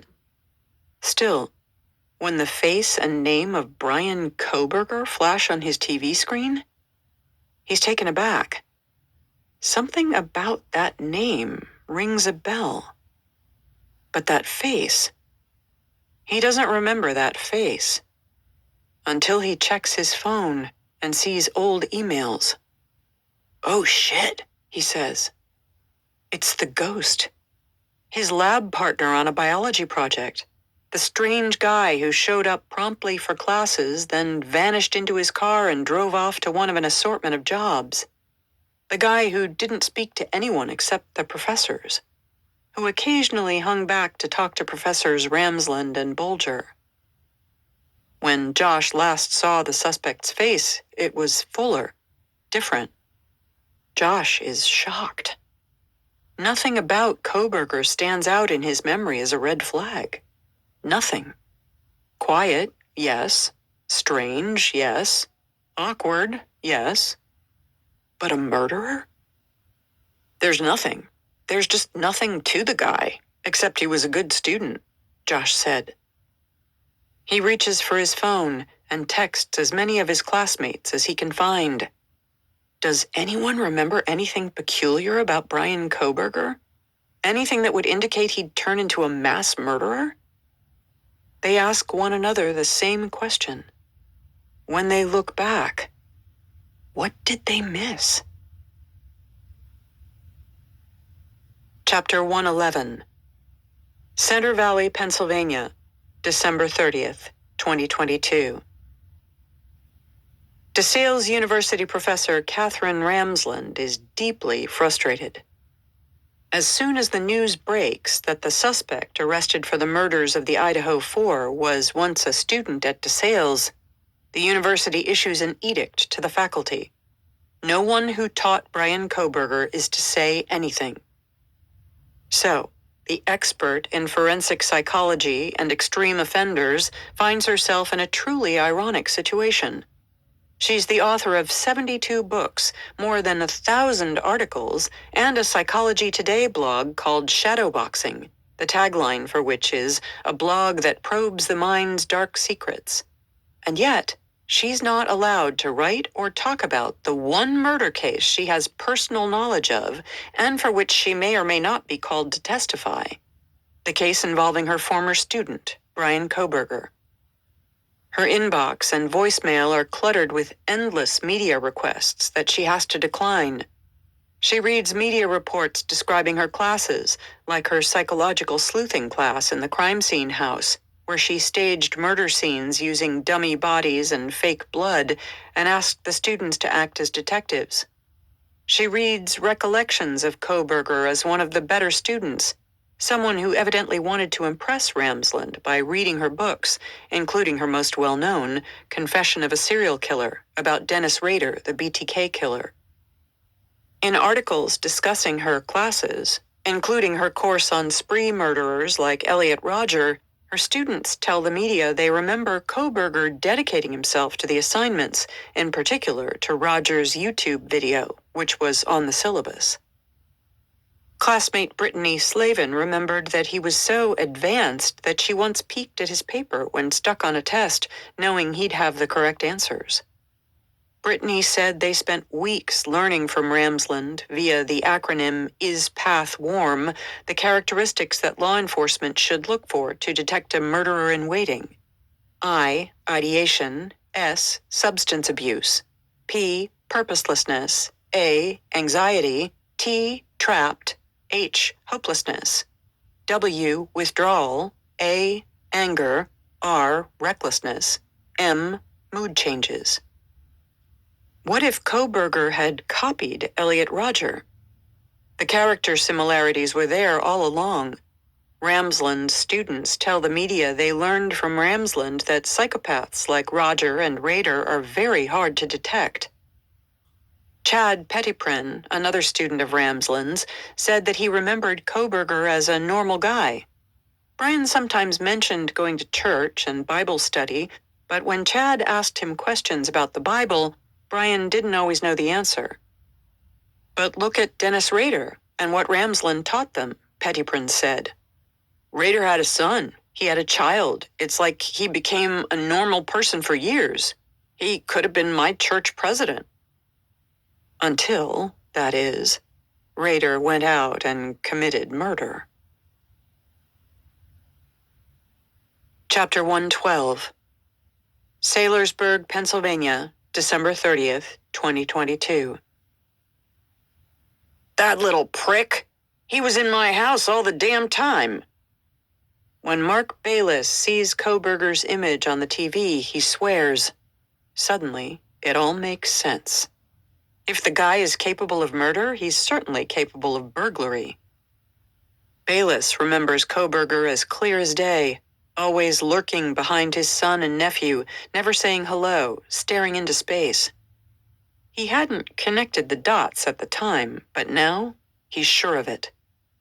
Bayless dials the local state troopers and asks them to reactivate the investigation into the series of break-ins he experienced all those years ago.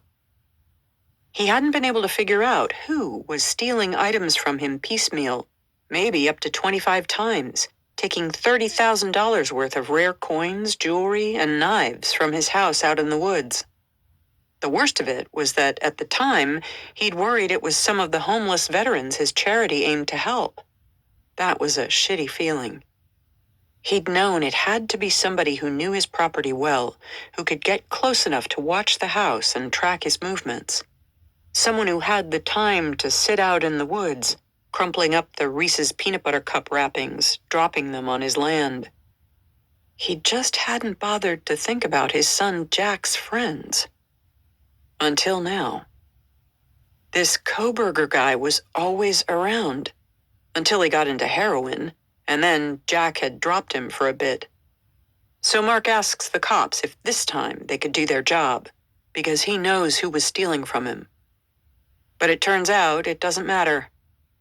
The case is no longer in their system. It's too old. We can't do anything, they tell him.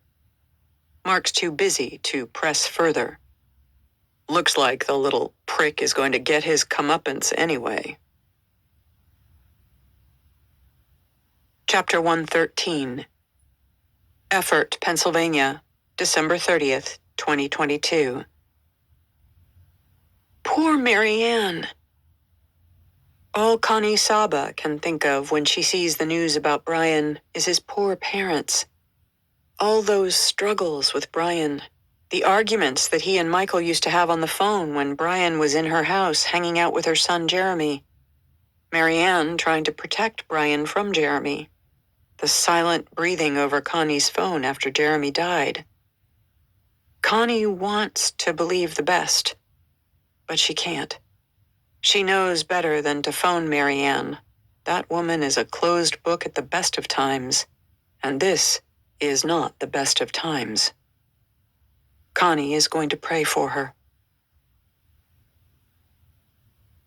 Chapter 114, Moscow, Idaho, January 4th, 2023. The Suburban pulls into the garage. The steel doors lock behind him. Brian Koberger walks down the 20 steps to the fluorescent-lit dungeon that is the tiny, underground Idaho County Jail. It was state-of-the-art construction back in 1972, when someone with a sense of humor scrawled outside the newly built booking room, "Welcome to the Idaho Hilton." Decades later, the graffiti was removed. Most of the inmates are there for the usual reasons: drugs, DUIs, domestic abuse, assault.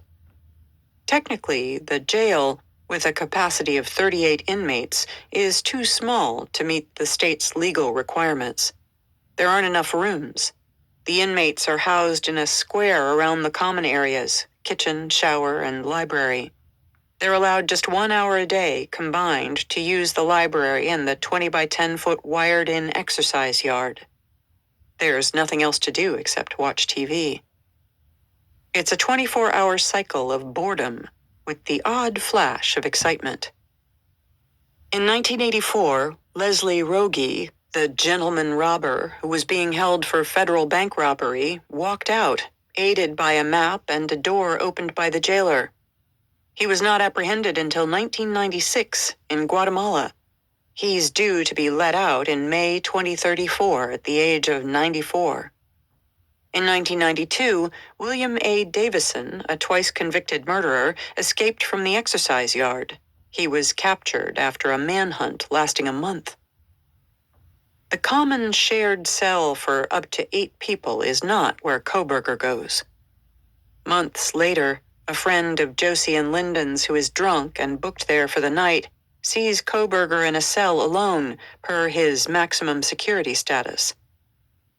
Jail staff are not going to take a risk with him. "Inmates have wives and children too," Sergeant Brannon Jordan, the deputy who was injured in the fatal shooting of Officer Lee Newbill, said. "What he did is out of a horror movie. In the prison world, there's status that comes with harming someone like him." The deputy's priority is to keep Koberger alive. They need him to face the wheels of justice. "Nobody," Jordan said, "wants to fuck that up." Part 6. Warpath. Chapter 115. Moscow, Idaho, January 5th, 2023. They bring Brian Koberger up from his cell into the tiny Idaho County courtroom, and he sits in the defendant box within spitting distance of the Gonsalves and Laramie families. He's shackled and clad in orange prison clothes. He doesn't turn to look at anyone. His only animated gestures are directed to Ann Taylor, his public defender, who sits easily beside him. Taylor has long, blonde, shiny hair, and everything about her, clothing, posture, and demeanor, exudes a no-nonsense confidence. If she's ruffled to be representing America's most notorious suspect, she doesn't show it. Taylor works for the public defender's office in Kootenai County, where serious crime is far more abundant than it is in Idaho County. In an irony that will soon come to light, one of her clients was Xana's mom, Kara Northington. Taylor avoided the conflict of interest by quietly filing for a withdrawal from Northington's case. Moscow is scarcely unfamiliar territory for Taylor. She attended the University of Idaho's law school. It's almost impossible to find a lawyer in the area who didn't. In fact, the man who gave Taylor her first job is now sitting a couple of feet away from her on the other team, Bill Thompson. Judge Megan Marshall, the Moscow magistrate, is another part of the cozy UI law graduate circle, and she reads out the charges against Koberger. 4 counts of murder, 1 of burglary. She asks if he understands them. He says he does. She explains that the punishment is either the death penalty or life in prison. The prosecutor has 60 days to decide which one he intends to pursue. Judge Marshall sets another court date a few days hence to determine the date for the week-long preliminary hearing during which the prosecution will lay out its evidence to show grounds for a trial. Steve Gonsalves watches it all go down with a mixture of extreme emotions. He has not been eating or sleeping more than 3 hours a night. Christy and Olivia have been telling him they are worried about him. But it's tough for him to sit back and watch this guy with the strange eyes and the passive face, considering the fact that he's alive and Kaylee is dead. Where is the justice in that? Steve read Brett Payne's probable cause affidavit. It was filed 1 hour before the court proceedings began. And there's a lot in it, undoubtedly. The highlight, clearly, is the DNA found on the snap of the knife sheath. It's going to be hard to argue against that. That's what his sources in the local FBI are telling him.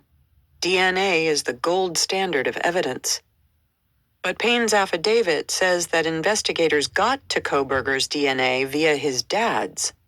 So the defense could look for loopholes there. And Steve is worried. Will the DNA evidence hold up as legitimate and legitimately obtained? Will the defense try to argue that Kohberger's DNA could have gotten on the knife sheath years before? Steve plans to do his own research on how long DNA could last there. I'm told that version of a K-bar has a special material for the button and it's copper-based, and that dramatically speeds up the deterioration of the DNA. Tests have shown sometimes less than 24 hours to the max 7 days, he said. And what about the lack of an obvious link between Kohberger and the victims? Kohberger wasn't part of Kaylee's circle. So will the lurid speculation that Kaylee had an OnlyFans page or some sort of secret life worsen? Steve wants to protect Kaylee, be her mouthpiece now that she's unable to speak for herself. But Judge Marshall just made that harder. Ahead of Kohberger's extradition from Pennsylvania, Judge Marshall imposed a gag order stopping the police, investigators, attorneys, and anyone connected to the investigation from talking to the media. The point of this, obviously, is to protect the investigation. But a few days later, without any public process or rationale, she refines the gag order to include the lawyers for the victims' families and witnesses. Steve doesn't like this one bit. His attorney, Shannon Gray, and 30 news organizations filed an appeal. Steve's concern isn't simply that his First Amendment rights are being restricted, though that is a legitimate issue. It's that he has seen and felt the harm that occurs when there's a vacuum in the narrative. He's seen all the rumors about Kaylee on Facebook, which Olivia, thankfully, was able to quash. He's seen innocent people like Jack Ducour falsely accused until the police cleared them. Now there's no official check on the rumors and speculation about Kaylee and Maddie other than a trial that could be years away. Kohberger's defense can say anything in the courtroom, and Steve is helpless to speak out against it. All this misinformation will get out there, and then it will just sort of become legend, he says. He's so upset that he stays locked in his home office for hours, glued to internet conspiracies. Concerned, Christy and Olivia come up with an idea to help him. They decide to take control of a Gonsalves family Facebook page and repurpose it. Now that Kohberger has been arrested, what had originally been set up to field tips will become a supportive online community, not only for the Gonsalves family, but also for other families going through similar experiences. It's a way, at the very least, to tell the world what they are thinking and feeling. A way to keep Kaylee and who she really was alive in the public imagination. Chapter 116. Rochester, New York, January 5th, 2023. It's the mention of the knife sheath Kohberger left at the scene that convinces Christine Cameron that Brian Kohberger and Papa Roger are one and the same. When Kohberger was arrested and she saw his face on the news, she thought that he looked similar to the strange profile picture of Papa Roger, but she'd told herself that could just be wishful thinking. Christine also thought about the fact that Elliot Roger targeted sorority girls. In particular, he targeted the Alpha Phi sorority, Kaylee's sorority. I was like, wait a minute. Kohberger he killed 4 people. 3 of them are girls. 3 of them. He's never had a girlfriend. After the arrest, Christine waits for Papa Roger to resurface on the Facebook page and opine about Kohberger. But he doesn't reappear. And his silence starts a frenzy on the Facebook page. People put up screenshots of his earlier posts about the murders and highlight the parts of Brett Payne's affidavit that jibe just a bit too neatly with them. There's his obsession with the idea that police had found a knife sheath at the crime scene, his opinion that the killer had been in the house 15 minutes, that he'd stopped after killing 4 out of exhaustion, that the house was targeted for a reason, that the killer was not in the circle of victims' friends, that he'd left the neighborhood. Once again, the contents of the Facebook page enter mainstream news. On News Nation, Ashley Banfield does several segments on whether Papa Roger could be Kohberger. Christine and Alina half expect to get a call from the FBI or the police. It's not every day that you find you've become the story you are covering. The exposure is helpful, Christine believes, for Alina and herself. It takes the duo a big step closer to building an audience for the true crime podcast they want to host. Vice Media has signed them to an exclusive deal to report on Kohberger. Christine loves that she and Alina are joined at the hip. Both women believe their arrangement works. Alina puts in many more hours than her partner on this Facebook page and the others they started because, unlike Christine, she's home most of the time because she's struggling with medical issues around an injured back. Alina believes that Christine is fully supportive of her predicament. One night when Alina was recovering from a procedure, Christine refused an invitation to go on Ashley Banfield's News Nation show alone to talk about Papa Roger, a sign of how robust their friendship and partnership is. But Alina has often told Christine that she cannot afford to continue to work night and day on the pages if they can't find a way to monetize what they are doing. Christine, who has a full-time job, tells her she understands. Their friendship and partnership are above any sort of monetary thing, Christine believes. I would have put her first, Christine later said. But by then, it was too late. Chapter 117. Troy, Idaho, February 2023. He's been out in the snow for hours. There's something deeply therapeutic about wielding a chainsaw through logs again and again. In the 2 months since Kohberger's arrest, Chief Fry has used this quiet time to think and heal, though even out here, on his land, he's never quite able to forget those insane 6 weeks between Thanksgiving and New Year's Eve. Thanks to the gag order, he's no longer being pressured to speak to the press. Fry has said no to every media request. Geraldo, Katie Couric, Dr. Phil, I turned them all down, he said. For now, it's mostly quiet. Both sides are preparing for the preliminary hearing. At work, he's continuing with the investigation, looking closely at Kohberger's digital footprint and the victims to see if they intersect, to see if they can find the motive. Meanwhile, there's a page on Reddit called Justice for Kohberger that the chief follows, for humor and with irritation, on which people insist that Kohberger was nowhere near the house on the night in question, and conclude that Fry's wife, Julie, who was elected county clerk in November, is somehow controlling Kohberger's court schedule or giving her husband advance notice of hearings. The chief adores Julie, his wife of 32 years. When she speaks, she's kind of like E.F. Hutton, he said. So this Reddit nonsense irks him greatly. One conspiracy theorist even concluded that the chief was the murderer and Kohberger was framed as a scapegoat. Fry looks forward to setting the record straight. As he hoped, Brett Payne's probable cause affidavit definitely quashed some of the police department's worst critics. He received a congratulatory letter from retired LAPD Deputy Chief John D. White, the chief investigator in the O.J. Simpson case. Dear Chief Fry, congratulations on a job well done.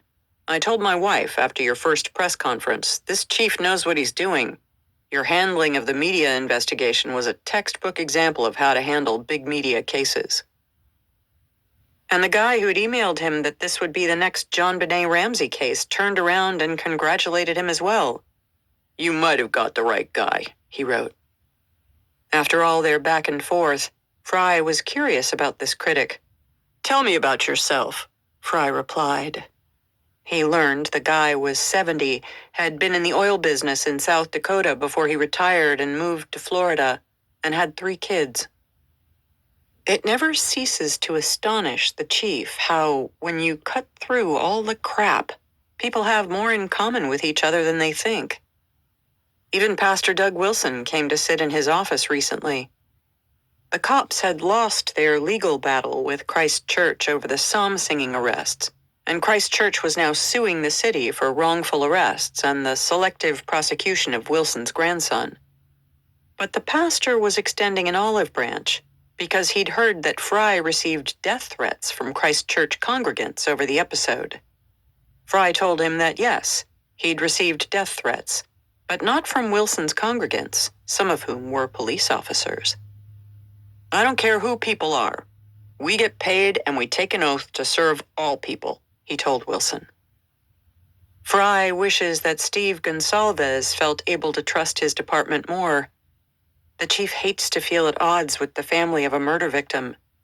He doesn't know how it happened, but he can see that the Gonsalves family feels mistreated by the cops, and they do not trust Thompson and his team either. That's upsetting to him. Their lawyer, Shannon Gray, is vocal in the media. He's demanding meetings and wants to be kept in the loop about whatever the cops hand over to Thompson as part of his case.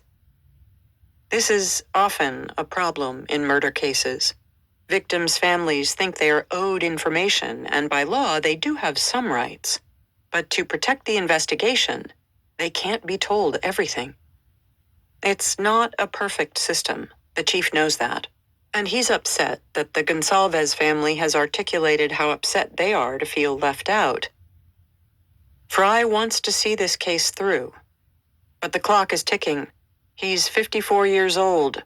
He believes in change, and elections for county sheriff will be held in November 2024. That's the one other job, apart from being police chief, he'd love to have. And by then, he thinks Captain Anthony Dollinger will be ready to replace him.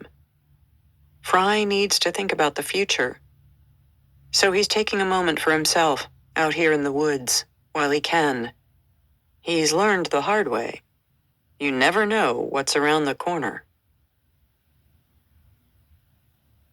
Chapter 118.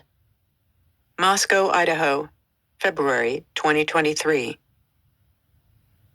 It's around 8 p.m. and pitch black when Ava Wood hears the knock at the front door of her home at 718 Queen Road. She installed a Ring camera after the murders, and she can see a man standing there.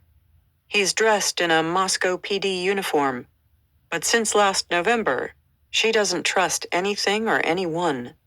She keeps her door locked and waits. He knocks some more. Eventually, she speaks through the camera. "Who are you here for?" He replies, "I'm here for Ava Wood." Ava had 3 new locks and an alarm system installed after the murders, and now she unlocks and opens the door. He hands her an envelope and speaks in a clipped, formal voice. "You are being subpoenaed for the state of Idaho versus Brian Koberger preliminary hearing in June." Ava thinks her legs might give way. She starts to shake. She has never been subpoenaed before. "This is the Brian Koberger case?" she asks. "Who is it from?" The officer answers, "The defense, Ann Taylor." "The defense? Do I have to show up?" she asks. "Yes," he tells her. "It's illegal to disobey." As soon as he's gone, Ava slams the door and, in tears, phones her parents. Luckily, her dad is a lawyer who specializes in bad faith litigation. He advises her to phone Thompson's office and let them know she has been contacted. She speaks to Stacy Osterberg, Thompson's assistant, who suggests she should find out what Taylor wants. So in March, Ava and her dad do a Zoom with Taylor. On the call, Taylor homes in on something Ava told the police the day of the murders. On Friday, October 14th at 1 a.m., she'd heard someone climb up the metal steps to her apartment, which was across the street from 1122 King Road, and try the door. "You could hear the jingle of my doorknob. It's a finicky doorknob," she said. But the door stayed closed because Ava had put in a deadbolt during her junior year. She told police what she now tells Taylor, that at the time she'd looked on Snapchat to see if any of her friends were in the area, saw one, Mason Bangman, and texted him to ask if he had just tried to let himself in. No, he'd said. So Ava asked him to check the street. She watched through her bedroom window as Mason and a couple of friends walked into view. He texted Ava that he couldn't see anyone. So Ava went to sleep. She didn't think any more about it. Until Xana, Ethan, Kaylee, and Maddie were murdered in the house across the street. And then she wondered aloud to the police, was the murderer the same person who had tried to get into her apartment 4 weeks earlier? Ann Taylor asks her repeatedly to describe what she can see of the street from her home. Ava says she can see the front door of 1122 King Road and the street leading up to it. Taylor asks her if the police ever got back to her about the October incident. The answer is no. After Kohberger was arrested and Ava read the probable cause affidavit, she asked if anyone in law enforcement knew if October 14th was one of the 12 times Kohberger's phone had pinged in the King Road area. No one will tell her. It occurs to Ava that if Kohberger wasn't in the area in the pre-dawn hours of October 14th, the defense could argue there was another predator running around. But if he was... Ava guesses from Taylor's other questions that the lawyer is looking for holes in the accounts of the victim's friends. Taylor asks Ava a lot of questions. How well did I know Maddie, Ethan, Kaylee, and Xana? What kind of people were they? Did the roommates ever fight? Did they leave their house unlocked? Did I ever attend the parties they had? How close was I with Dylan and Bethany? Were we all in the same room at the police station? Did I know anything prior to the police being called or showing up? Did I know anything while sitting outside? When did I find out all 4 of them were dead? Did I have any knowledge of Kaylee or anyone having a stalker? Did I hear anything that night? What did I do the night before? Why was I outside that morning? How did I get wrapped into this whole situation? Taylor apologizes for putting Ava through this, which is decent, Ava thinks. But Ava, who is back with her parents in California, really does not want to testify. Texts ping back and forth among her friend group. Who else has received subpoenas for the preliminary hearing on June 26th? 2 of Jack Ducour's housemates, including Adam Lauda, the guy in the Corner Club bar, received them. So too has Ethan's close friend Peter Elgoryaga. He was with Ethan and Xana until the end of the Sig Chi party on November 13th. Unlike Ava, Adam and Peter can't try to contest the summons because of their location. They live in Idaho.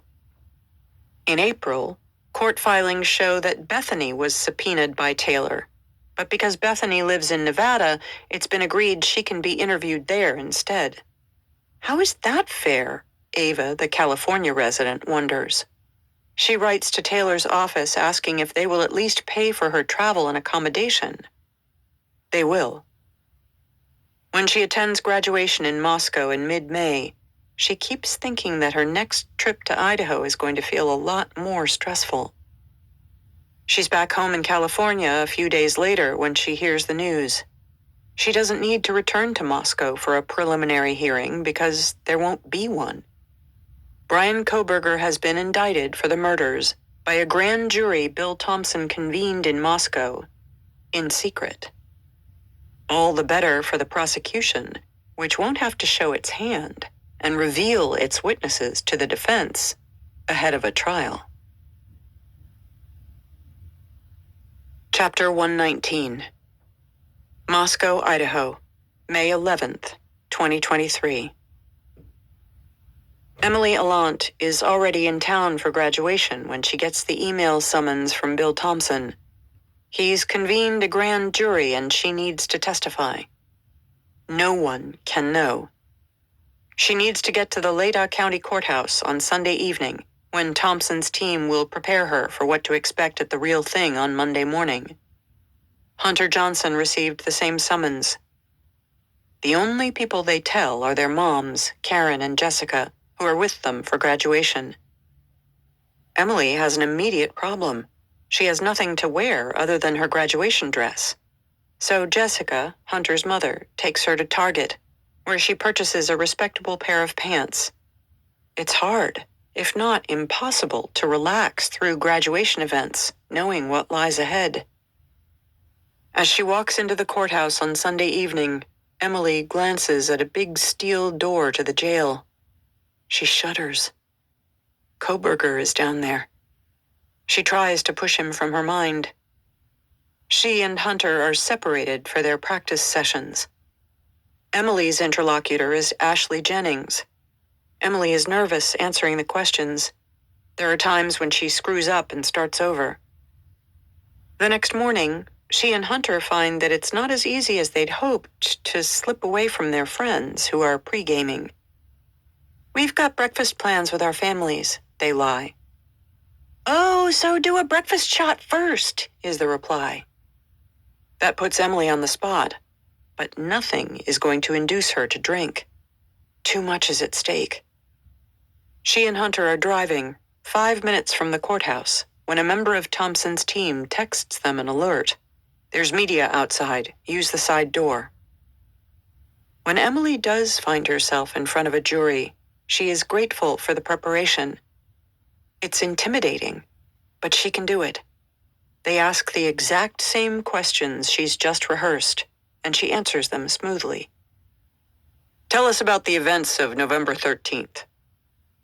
She and Hunter don't know who else Thompson called for the grand jury, but Emily suspects that Dylan and Bethany may have testified on Zoom. She doesn't see either girl around campus when she and Hunter return to their friends, then ultimately walk for graduation with their respective classes. All she knows is that on May 17th, it's announced that Brian Koberger has been formally indicted by a grand jury for the murders of Xana, Ethan, Maddie, and Kaylee, which means there will be no preliminary hearing. Emily has played her part. "I'll call you when I need you. But meanwhile, I want you to get on with your lives." That was Bill Thompson's parting message to Emily and Hunter when they headed back to Boise. But for Emily, returning to normality is a struggle. After the murders, she struggles to focus. She worries that her GPA will not be good enough for her to get into a physical therapy program, so she ends up not applying. She's lost sight of her goals. She feels adrift, no longer the person she was before the murders. Hunter is an athletics coach at Centennial High School in Boise, so he, at least, has structure in his life. Emily takes a series of part-time jobs and eventually trains to be a dental hygienist. But she knows deep down that she needs to address the trauma of November 13th. She needs to try to get past it. She starts going to counseling and digging deep, learning to be alone, even though, thanks to Hunter, she seldom is. Her doctor recommends she try eye movement desensitization and reprocessing therapy, EMDR. But when she runs this past Thompson's team, they warn her that this would likely disqualify any testimony she gives at trial, because EMDR can affect memory. Emily isn't going to risk that, even though a trial could be many months away. "I don't want to testify, but I'm willing to do whatever it takes," she says. She wants to see this through. She wants to get justice for Xana, Ethan, Kaylee, and Maddie. Then, and only then, she will do the therapy. Chapter 120. Moscow, Idaho, May 22nd, 2023. Brian Kohberger keeps his eyes forward, fixed on District Judge John Judge, who is taking over the case after the indictment. He answers yes, over and over, when the judge asks him if he understands the charges and the penalty for each one. If found guilty, Kohberger faces either life imprisonment or the death penalty for each of the 4 first-degree murder charges. Ms. Taylor, the judge says, is Mr. Kohberger prepared to plead to these charges? She rises and answers, Your Honor, he will be standing silent. The judge pauses. Because Mr. Kohberger is standing silent, he says, I'm going to enter not guilty pleas on each charge. If John Judge is surprised, he doesn't show it. But standing silent is not something that happens often. Many suspects don't even know there is an option besides pleading either guilty or not guilty. Even local attorney Mike Pattinson wasn't aware of this option. But Ann Taylor is a very practiced criminal lawyer, and Brian Kohberger knows more about criminal law than your average suspect. There are 2 reasons media commentators say that someone who has said he understands the charges and issues would stand silent. The first is if there are ongoing negotiations around a plea deal. Few people believe that that is the case here. Everything seems to indicate that Kohberger wants his moment of fame. The second has to do with public perception. In high-profile trials, defendants might want to avoid sparking further public outrage by saying not guilty. It's a nuance that likely occurs only to someone who thinks and cares about the PR ramifications of the court proceedings. Brian Kohberger, it is reported, cares greatly about the PR ramifications of his case. He watches TV coverage of it as much as he can in his jail cell. Steve Gonsalves complains publicly and often about Kohberger's privileges. We've got to get this guy. I don't want him ever getting vegan meals, his own TV, his own phone, video conferencing his mother, he said. I got family members that are military. They come home all messed up in the head. All they get is the VA. And this is the way we treat our murderers? Our mass murderers that kill people? Vegan meals, TV, room and board? It's absolutely outrageous, Steve thinks. But so much about the legal process is. Most people have no idea how frustrating it is to be in his shoes. Most people don't think about how little agency a murder victim's parents have. But on his family's Facebook page, he's starting to hear from other victims' parents who say they wish they'd been more proactive and involved in their children's cases. He's getting messages of support from families all around the world. It's hard to juggle his day job doing IT at the hospital and all this, but curating the page brings the Gonsalves family together. It gives Christy purpose on her down days. The encouragement spurs him on. Chapter 121. Moscow, Idaho. Spring, 2023. Half a mile away from Kohberger's jail cell, in his office on Jackson Street, Christ Church pastor Doug Wilson closely follows developments in the Kohberger case and the implications for his family, especially his grandson Rory, and his conviction for illegally affixing a sticker to a pole. This is just personal theory, connecting dots, he said. I think that the judge, Marshall, did not want to throw the Moscow officials under the bus by finding in favor of Rory, because that would make the cops look bad. That would make the city of Moscow look bad in the middle of this. His argument might not have gotten much traction with anyone other than his own congregants if it weren't for the fact that after Kohberger was arrested, Marshall played into his hands by imposing the controversial gag order on the victim's family's lawyers. When 30 media organizations and the Gonsalves attorney, Shannon Gray, filed appeals against Marshall's gag order, Wilson felt deeply gratified. Now he isn't the only one who thinks Marshall has obstructed people's First Amendment rights. This could be very helpful to Rory's case, he thinks. Just not to put too fine a point on it, he said, But Judge Marshall was the one who put the gag order on them, and she was the same person who excluded my grandson's defense. So it's the same. This is a small town. We're talking about the same people. Wilson hoped that given the public pressure, Marshall's superior, District Judge John Judge, would be sympathetic to Rory's appeal. We had heard rumors, he said, that John Judge was not happy with the city of Moscow. But it's May, and suddenly the district judge is under pressure of his own, because following the grand jury indictment, he's taking over Brian Kohberger's case. It's by far the biggest one of his career, most of which he spent as a lawyer in private practice. Later that spring, Judge John Judge denies Rory's appeal. Doug Wilson is annoyed but unsurprised. He thinks that Judge, like Marshall, has no interest in issuing a ruling that could further harm the reputation of the Moscow PD in the wake of the murders. John Judge is from the same network as all the local judges and lawyers. He is a UI Law School graduate, just like Bill Thompson, Megan Marshall, Ann Taylor, and even Kathy Mabbitt, the coroner. Wilson, now clear in his own mind that whatever happens in this case has a direct bearing on Rory's, intends to fight on. The Wilsons will appeal Rory's case all the way to the Idaho Supreme Court. They will sue in federal court, too. They will spend whatever it takes. They've already surpassed 6 figures.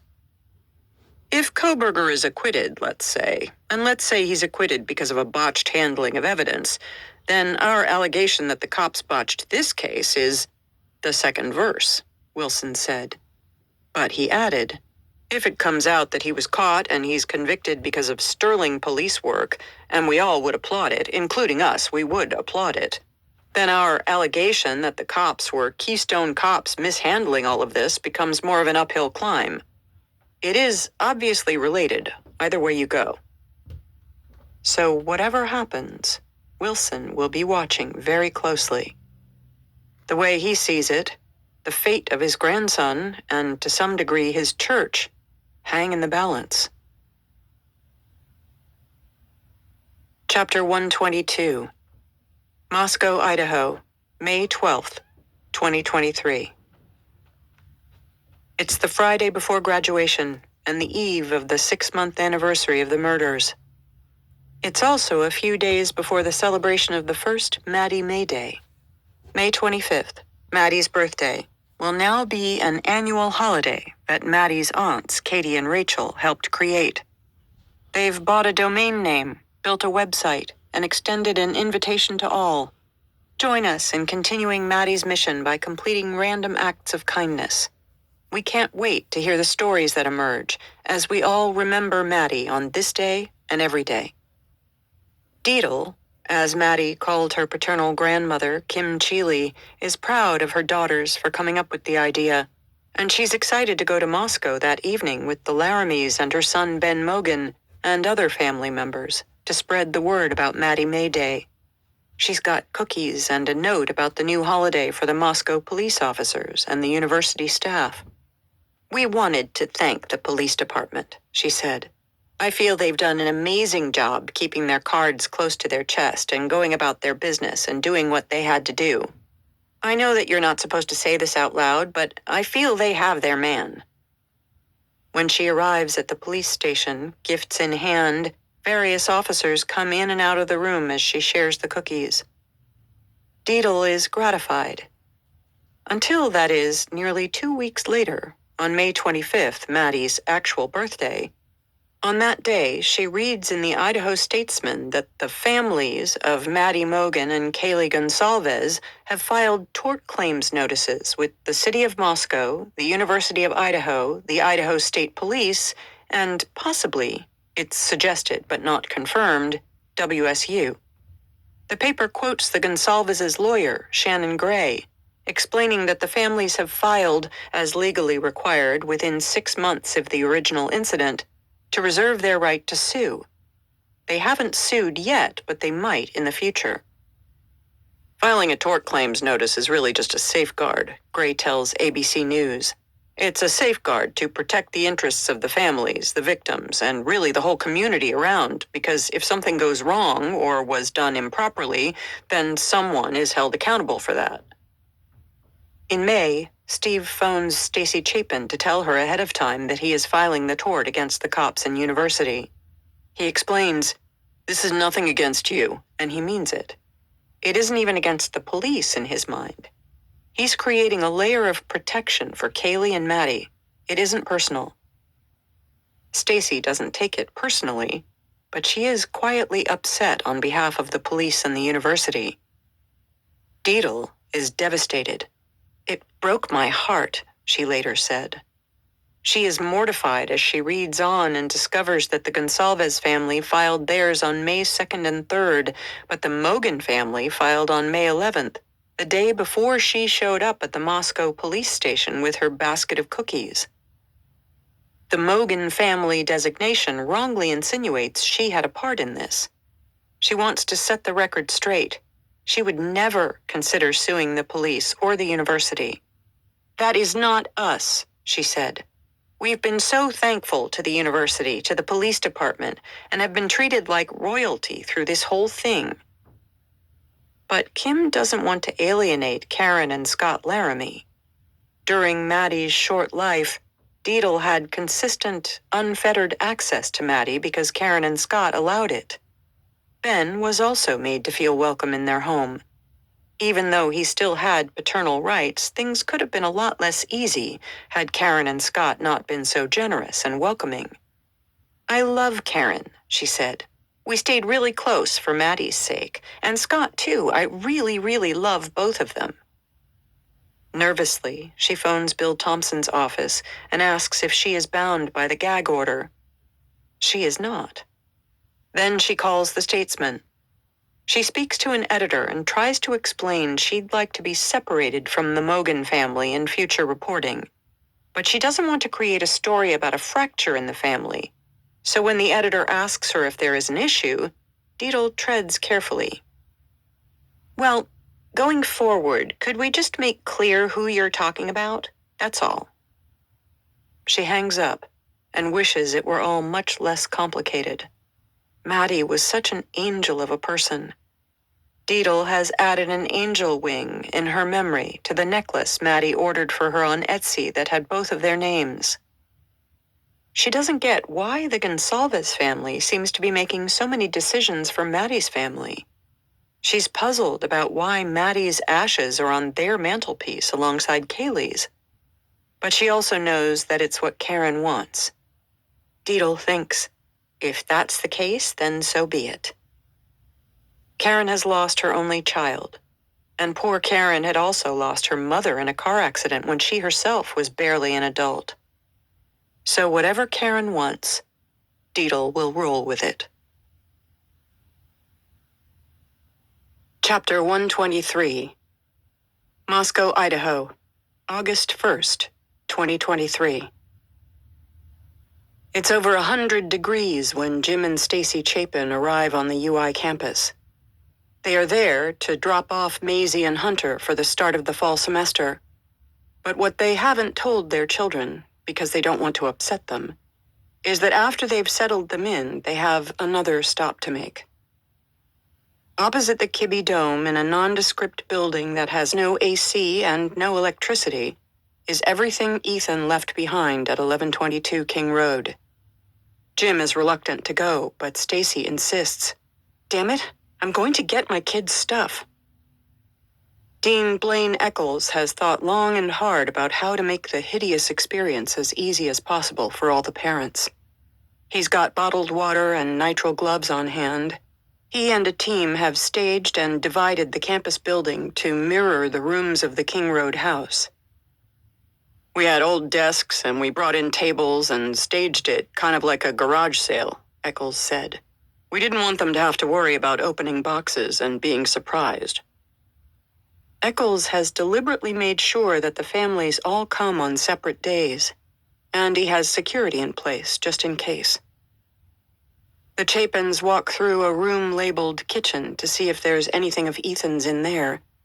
Then they go into a room marked 4, which contains the belongings of Xana and Ethan. Some of Ethan's stuff is spattered with blood. It's upsetting to see it. Unsurprisingly, given the heat, the building smells rank. It was hell. I will not lie, it was hell, Stacy said later. But she takes what she needs. She'll put the furniture in the storage unit she and Jim have kept in Moscow, and she brings the clothes back with her to Priest Lake, where she washes them and puts them away in the basement, beside Ethan's ashes. They don't need to overthink it now. But one day, she knows, when they are ready, Maisie, Hunter, and she and Jim will want to choose some pieces of Ethan's life to hold on to.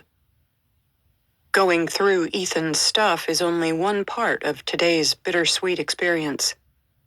Ahead of the trial, slated for October, just 2 months away, the court released 1122 King Road, meaning both the defense and the prosecution teams have no further use for it in terms of evidence.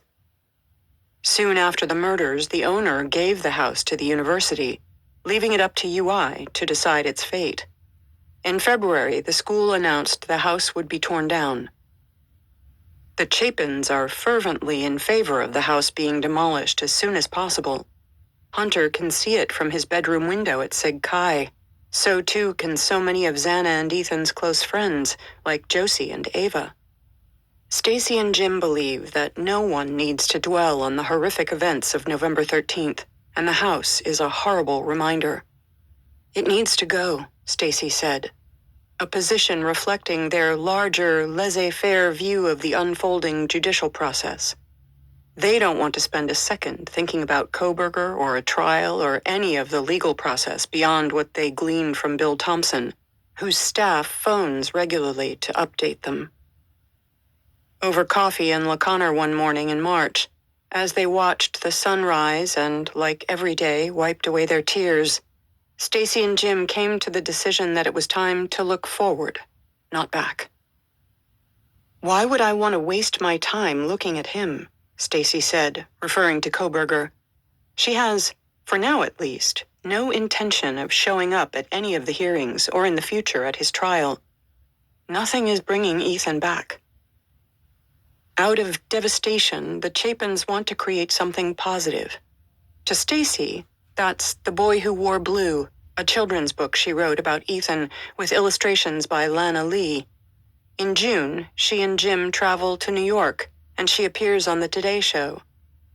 The book's profits will go to the couple's nonprofit foundation, Ethan's Smile, also a new variety of tulip Skagit County farmers have named in Ethan's honor. The foundation plans to award scholarships to high schoolers applying to college. While the Chapins have no interest in the judicial process or the efficacy of the system, Steve Gonsalves is on a mission. He asks journalists and local sources in the FBI to help him with research, and on the Gonsalves family Facebook page, he refers to himself as a private investigator. From the data Steve receives, he becomes increasingly sure that Maddie was the target. As far as Steve can see, Kohberger liked Maddie's photos on social media. He liked Kaylee's too, but always in joint photos with Maddie. He wants to figure out how Kohberger appeared to know the layout of the King Road house before entering it on November 13th. So he strenuously objects in July when the university announces its plans to demolish the 1122 King Road house quickly. Technology changes so fast, he said. So you never know if they discover some new scan or some kind of new phone technology or whatever, and they want to go back in there and retrace steps.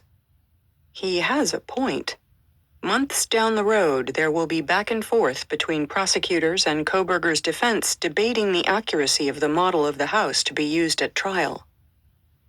Shannon Gray puts out a statement from the Gonsalveses to that effect and says the Kernodles and the Mogans are united on this point.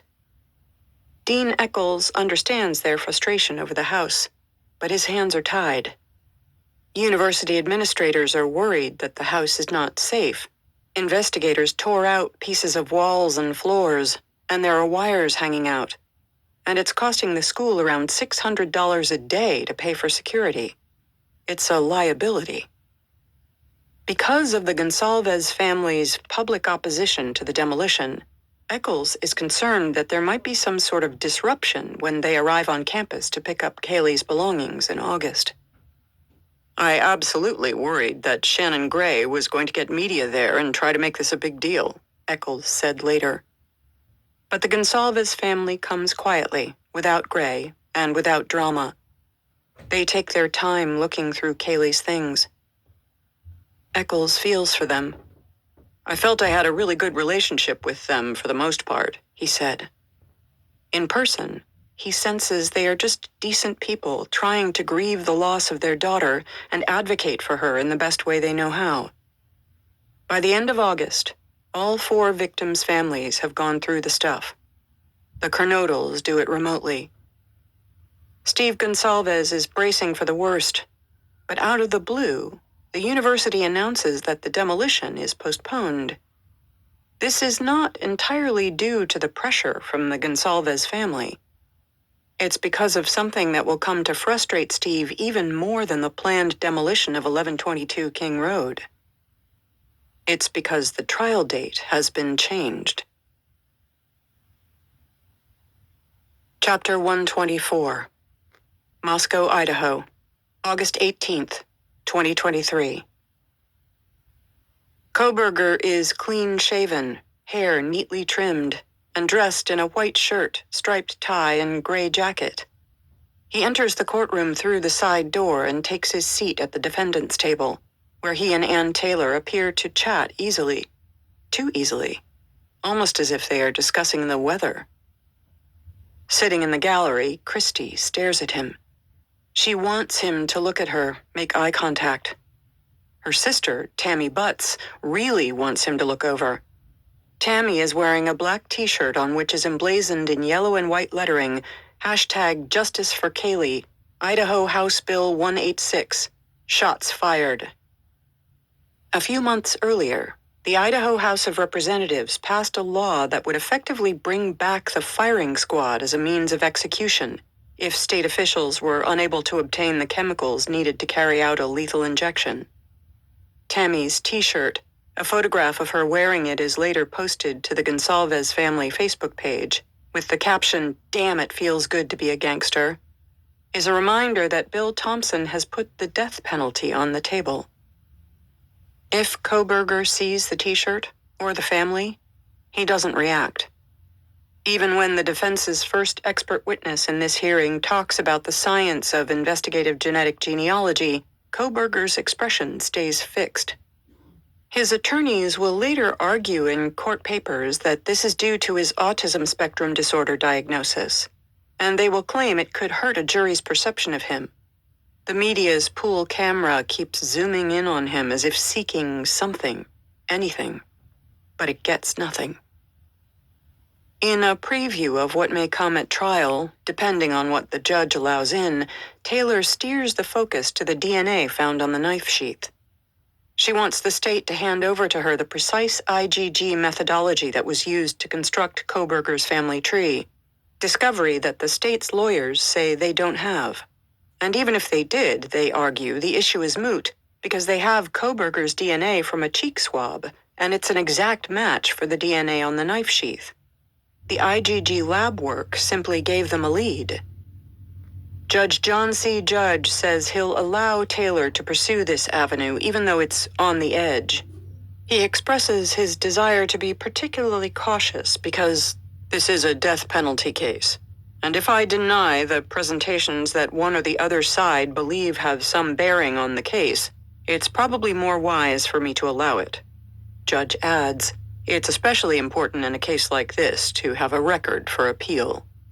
So I'm not saying one way or the other how my ruling might fall, but I think it's important to preserve the record. For the next 2.5 hours, the courtroom becomes Taylor's theater. At least, that's how Steve sees it. Thompson seems to have little to ask or say. Taylor calls 3 expert witnesses and peppers them with questions about the complexity of the science behind creating a family tree from trace DNA. One of them, as far as Steve can see, has no right to call herself an expert at all.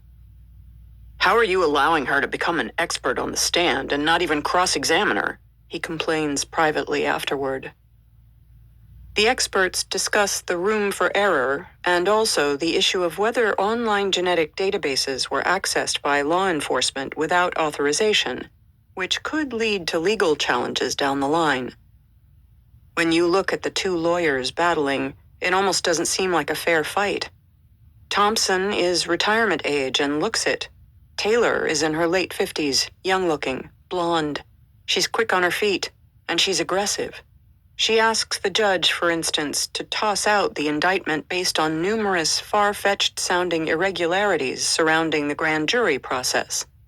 She argues that too few jurors were called, 32 instead of 45, in violation of state statute, that the instructions they were given were inaccurate, even that the questionnaires they received were misnumbered. A former classmate of hers, Moscow lawyer Mike Pattinson, observed that part of Taylor's job was simply to buy Kohberger time. It's a death penalty case. So when the disappointing, if predictable news that Kohberger is waiving his right to a speedy trial comes down the pike 5 days later, on August 23rd, Steve is prepared. It's a reminder, Steve says, that it's essential that the Gonsalves family is there in the courtroom for every single hearing.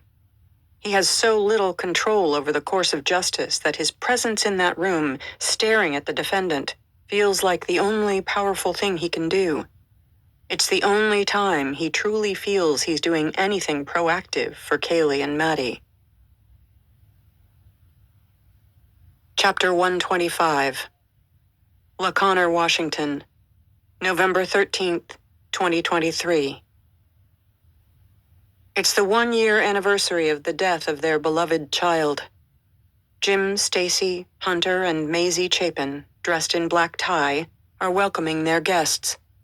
Over glasses of wine in early summer, Jim and Stacy thought very hard about what they wanted to do on this day. They wanted the evening to be upbeat, positive, celebratory even. They wanted it to raise money for their foundation, Ethan's Smile. They wanted it to be intimate and private.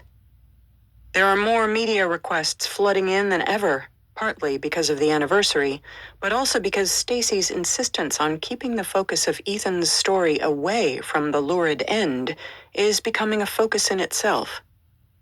In October, the New York Times covered her weekend visit to Orlando, Florida for CrimeCon, which billed itself as the world's #1 event for true crime and mystery.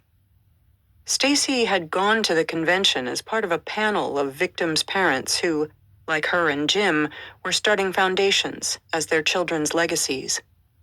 Once there, she saw that a professor from Alabama was offering a seminar purporting to be a forensic analysis of Ethan's murder. Stacy tried to attend, but walked out after a few minutes. After some deliberation, she returned to the packed seminar near the end of the session.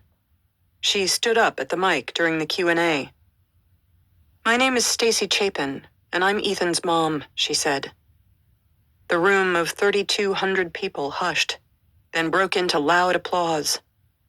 Her voice quavering with emotion, Stacy pressed on, explaining that she hadn't watched the presentation, but had a message for the room. In their fascination with crime, they should not forget the victims.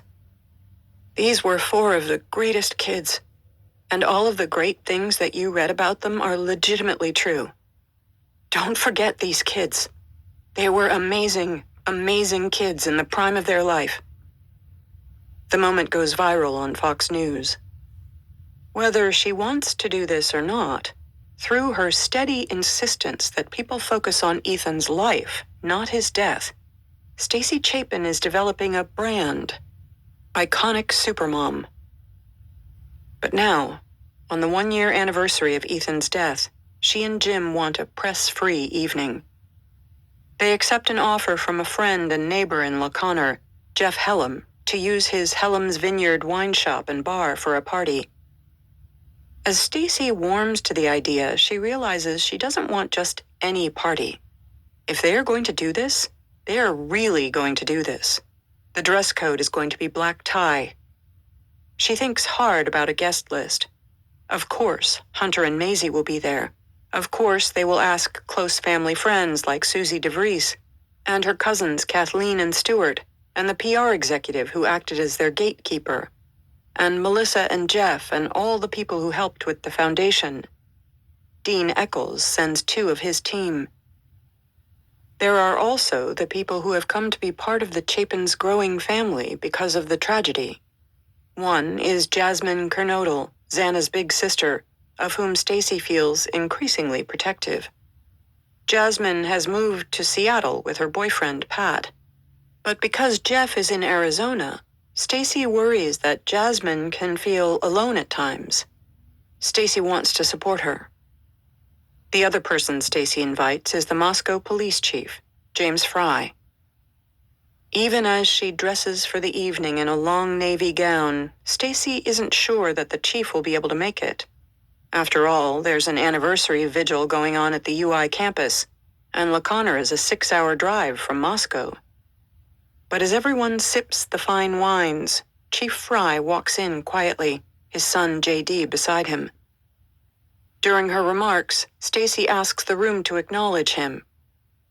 "We just cannot thank you enough for the work that you have done to right this atrocity, and we can't wait for it to be over so that we can talk about some of what we know and what some of us really know." The chief smiles. The Chapins, like Michelle Wiederick, Joseph's mom, and Chrissy Dove, Sarah Parks's sister, are his kind of people. "We all have different personalities. Some of us are always going to take the bad and make some good out of it," he later said. "And then there's people who take the bad and try to capitalize on it. And then there's people who take the bad and let it destroy them. And I think Stacy, the Chapins, look what they've already done. 33 scholarships, over $50,000 given to kids." He added, "After what happened to them? That's extraordinary." Chapter 126. Rathdrum, Idaho, November 13th, 2023. On the 1-year anniversary of Kaylee's murder, the Gonsalveses don't go to the vigil in Moscow. Instead, they sit in their living room on their black leather couch, familiar now to America's many true crime sleuths, and give TV interviews about Kaylee and their frustration with the excruciatingly slow and opaque legal path to justice. "We said, gather it up, we'll work with investigators and turn this around," Steve tells News Nation.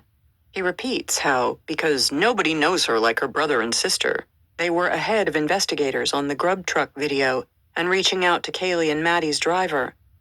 "We went from being victims and became actively involved, and that could make a difference," Steve says. They tell their interviewers that they do have some proof that their advocacy matters. For one thing, 1122 King Road is still standing, and on October 31st, the FBI re-entered the home to create a new 3D map of the crime scene. Because of the gag order, it's not clear to the public what drove the agency to do this, but it's an undeniable win for the Gonsalves family. "I knew in my heart what was best for those girls and Ethan, and I knew what was best was to keep the house around until they did more," Steve tells News Nation's Brian Enton. "There will be a point when I'll be like, let it go." But that isn't now. The family shifts focus to another bone of contention, Kohberger's attire for court hearings. Once John Judge took over the case, he granted Ann Taylor's request to allow her client to appear in court unshackled and wearing a suit. "He looks like a business executive," Christie explodes. According to her research, "I've never seen another murderer or whatever he is at this point in a case not in handcuffs, not in shackles, one or the other or both, and in orange." The absence of prison clothing is infuriating. "It makes me sick that he sits there in his suit, and he sits there and taps his hands," she tells Enton. "He rocks back and forth. Why is he sitting there in the judge chair with a fresh haircut?" Bill Thompson explains to the family, via Gray, that the judge allowed this out of caution. If the defense argues successfully that Kohberger has been made to look guilty on TV screens around the world before he appears in front of a jury, it could be grounds for an appeal. But Steve assumes that with a case that's this high profile, there will be an appeal regardless. Steve knows there is also a good chance that Ann Taylor will argue, due to the constant local media coverage of the case, that Kohberger will not be able to get an impartial jury in Moscow, and the trial should be moved. If it is moved, Boise, nearly 300 miles away, would be the most likely venue. How is that fair to the victims' families? It just seems wrong, he says, that an outsider comes here, does crime here, without that community having a voice and determining how the justice plays out. That's why Steve chooses to be proactive. I want BK to look back and say, if there was one thing that really brought me down, it was messing with Kaylee's family. They wouldn't let up, Steve said. I would never want him to get away with it. He's toying with the idea of pursuing a federal case based on Kohberger having crossed so many state lines to commit the murders. Sources at the FBI have told him that this might be a possibility. Steve knows that's a long shot, but he's going to explore every avenue. For the Gonsalves family, nothing is off the table. Our motto was, don't be victims. Don't ever be a victim. Chapter 127. Moscow, Idaho, December 28th, 2023. Demolition Day is finally here, despite the Gonsalves' best efforts. Last night, Shannon Gray released a statement from the Gonsalves family with the headline, "Please stop the demolition of the King Road home. We feel that the University of Idaho and the court has put us in a horrible position to have to voice our opinions," the statement read. We all along have just wanted the King Road home not to be demolished until after the trial, and for us to have a trial date so that we can look forward to justice being served. Is that really too much to ask? The Chapins have not commented, nor has Ben Mogan. But Christy and Steve are not ready to so easily say goodbye to the last place Kaylee had been on this earth.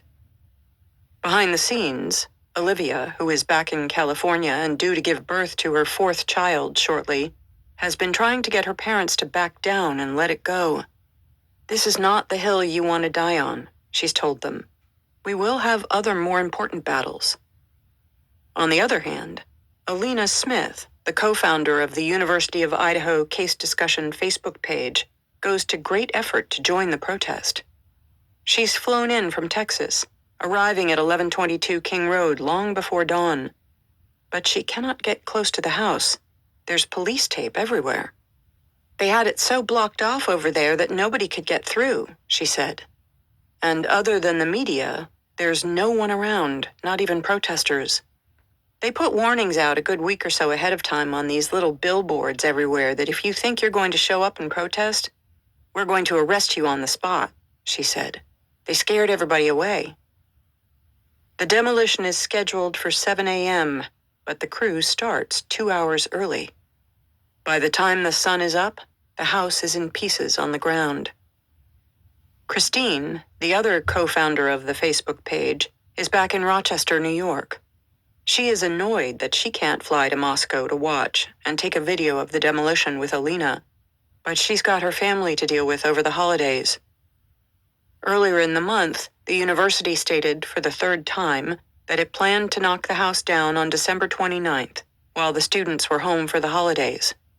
UI President Scott Green told the Idaho Statesman, "Well, we appreciate the emotional connection some family members of the victims may have to this house. It is time for its removal and to allow the collective healing of our community to continue." That quote really stung, Olivia said. Green's stance raised the demolition debate to a fever pitch.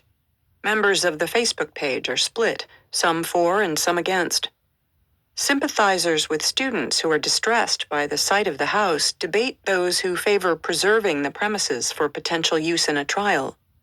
In the recent trial of South Carolina lawyer Alex Murdaugh, the jury visited the family plantation where Murdaugh's wife and son had been found murdered. On December 20th, Christine and Alina did a TV segment with News Nation's Ashley Banfield to talk about the controversy around the demolition. And when Alina gets to Moscow, she tells Christine that the trip is proving to be good PR for the page. She's done a bunch of press, and she's met fellow cyber sleuth Olivia Vitale, the creator of Chronicles of Olivia on TikTok. Olivia was the person to whom the Gonsalves family gave their first in-depth interview a year earlier. Alina tells Christine, "I think we have an opportunity with her. She's like, she didn't know half the stuff that you and I know. She's so interested in us." Christine is excited to learn this because she thinks that with all the work she and Alina have put into launching their podcast series, they are nearly ready. On December 8th, she posted on the Facebook page a photograph of Alina and herself captioned, "Your lovely administrators want to let you know our first podcast is in the works. Enjoy your weekend, but don't cause Alina and I to drink too much." By now, Christine has refined their podcast concept. 2 sleuths, 1 crime. Alina, however, returns to Texas to bad news. Her husband has lost his job of 20 years. Something is going to have to change, she thinks. Unlike Christine, Alina doesn't have a paying job. Running the Facebook page, and 9 others like it, has been all-consuming for her. But she's got 3 kids, 1 with a disability, and she needs to carry her family while her husband gets back on his feet. So she'll look for the right opportunity. Christine, she's sure, will understand. Chapter 128. Moscow, Idaho, February 28th, 2024. Steve is praying as he takes his seat in the gallery of the courthouse. Let's get a date. Let's get a date. To the Gonsalves family, attempting to set the trial date is beginning to feel like Groundhog Day. Ann Taylor seems to be winning every tactical battle. Each time, she presents a consistent visual. Koberger sits up at the front, suited and stone-faced, next to Taylor and her colleague Elisa Massoth, as the defense attorneys debate what evidence might and might not be admissible at trial. Each time, Taylor is the star of the show. She's on her feet, talking and raising questions more often than any other lawyer in the room. Thompson barely says anything. And the judge, as far as Steve can see, bends over backward to accommodate Taylor. Last month, Steve, Christy, and Shannon finally held an in-person meeting with Bill Thompson and his team, and they vented their frustrations about the lack of progress. "We beat up on Thompson a little bit," Steve said. "On Friday, the judge asked, 'What can I do to make sure that we get this case done before 2025? What would I have to do?' And Thompson said, 'You got to start setting dates.' And at the end of that court, what did he do? He didn't set a date. And we're like, 'This is your fault, Thompson.'" Today, after yet another back and forth about how much of the IGG discovery the defense wants, Taylor asks the judge to allow 3 unnamed criminal investigators working for the defense to access the material. The meat of the session, finally, is a heated argument about a trial date. Steve is hopeful at the outset of the dialogue. John Judge and Thompson want to set it for March 3rd, 2025, but Taylor pushes back, managing to sound simultaneously calm and exasperated. "Death is different," Taylor says. The words punch Olivia Gonsalves in the gut. Taylor continues, "This is a capital case. I've heard the court say the court only wants to do it once, and I've heard the court ask what I can do to speed things up." She pauses.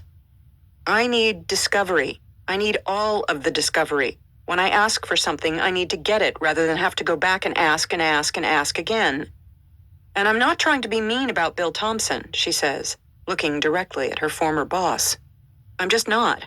I think he tries his very best." She blames the problem on agencies like the FBI, who she says hand things over piecemeal. "It's like if you wanted to play 52-card pickup with 100,000 decks of cards and throw them in the air, and I have to go figure out how to put them together." She wins the hour. No trial date is set. The judge adjourns with a further hearing scheduled for May to discuss a venue change. Steve can barely believe it. So here we are, stuck in this situation, and we have a judge and a prosecution that's supposed to be defending us, acting like the biggest victim, and just keeps making us feel like a victim over and over. Every time we go into the courtroom, he just sits there and lets her hit him, and lets her dictate everything that's going to happen. It's so frustrating. Steve feels he has got to do something, anything, to change the momentum. He's going to keep doing his own digging. If no one else can get a break in the case, he will. The discovery hasn't closed. If we do find something that they don't have, then they're going to have to put it in the case. And I don't care if they don't like the fact that somebody else found it that isn't part of Idaho. I don't know what kind of world we live in where we hide the truth. Chapter 129. Moscow, Idaho, May 3rd, 2024. When it comes to saying goodbye to the police department he has served for 31 years, Chief Fry knows better than to try to get through it live.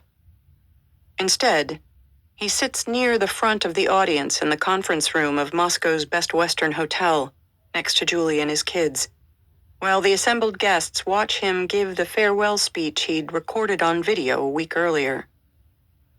The raw, emotional, authentic performance would not be highly rated by his former press coach, Aaron Snell, and it's all the better for that. The chief's voice cracks, and he stumbles over his words as he runs through the very long list of people to thank. To everyone who worked the Idaho 4 homicides, Idaho State Patrol, FBI, Moscow officers, Leda County prosecutors, and the Idaho Attorney General's office. You are all the unsung heroes who did and continue to do a great job because of how you did your job. You have brought trust and respect back to the law enforcement community, to the Moscow police personnel. You truly are top-notch. He runs through his list. Bill Thompson, colleagues, patrol, corporals and sergeants, command, his family, his kids, his sons-in-law. And then, finally, he gets to Julie. God knew I needed a strong wife, he says, tears welling at the thought of the woman who kept his whiskey levels in check during the winter of 2022, and who has always been there for him. He and Julie recently took the Berkman personality test, and James wasn't shocked to discover that the colors of his personality were red for action, energy, green for communication, and blue for creativity, and that Julie's was yellow for order. She completes me, he says. Everyone in the room knows that this isn't farewell to James Fry, so much as see you later. Before he retired, the chief announced publicly that he would run for sheriff in November 2024. He'll be up against Richie Skiles, the incumbent, which is somewhat awkward because they know each other well. This is Moscow, after all. And both men are well liked. But if he doesn't win that, he'll find something to keep him in the mix. Even so, the retirement of James Fry marks the end of an era, one in which the Moscow PD faced the most high-profile and arguably the most horrific challenge in its history. The house at 1122 King Road may be demolished, but the people in this room bear scars that will last forever, long after Brian Kohberger has finally faced justice, whenever and wherever that happens. Exhibit A is Tyson Barrett, who is at the chief's retirement party. He has already told the chief he'll be having one of his own in July. Tyson is only 52, but the stress of the demands placed on him during the winter of 2022 has taken its toll. He's done. Fry later said that he regretted making Tyson the point person for all 4 victims' families. It was too heavy a burden for one man to bear in those ghastly 6 weeks between Thanksgiving and New Year's Eve 2022. I should have split it up, he said.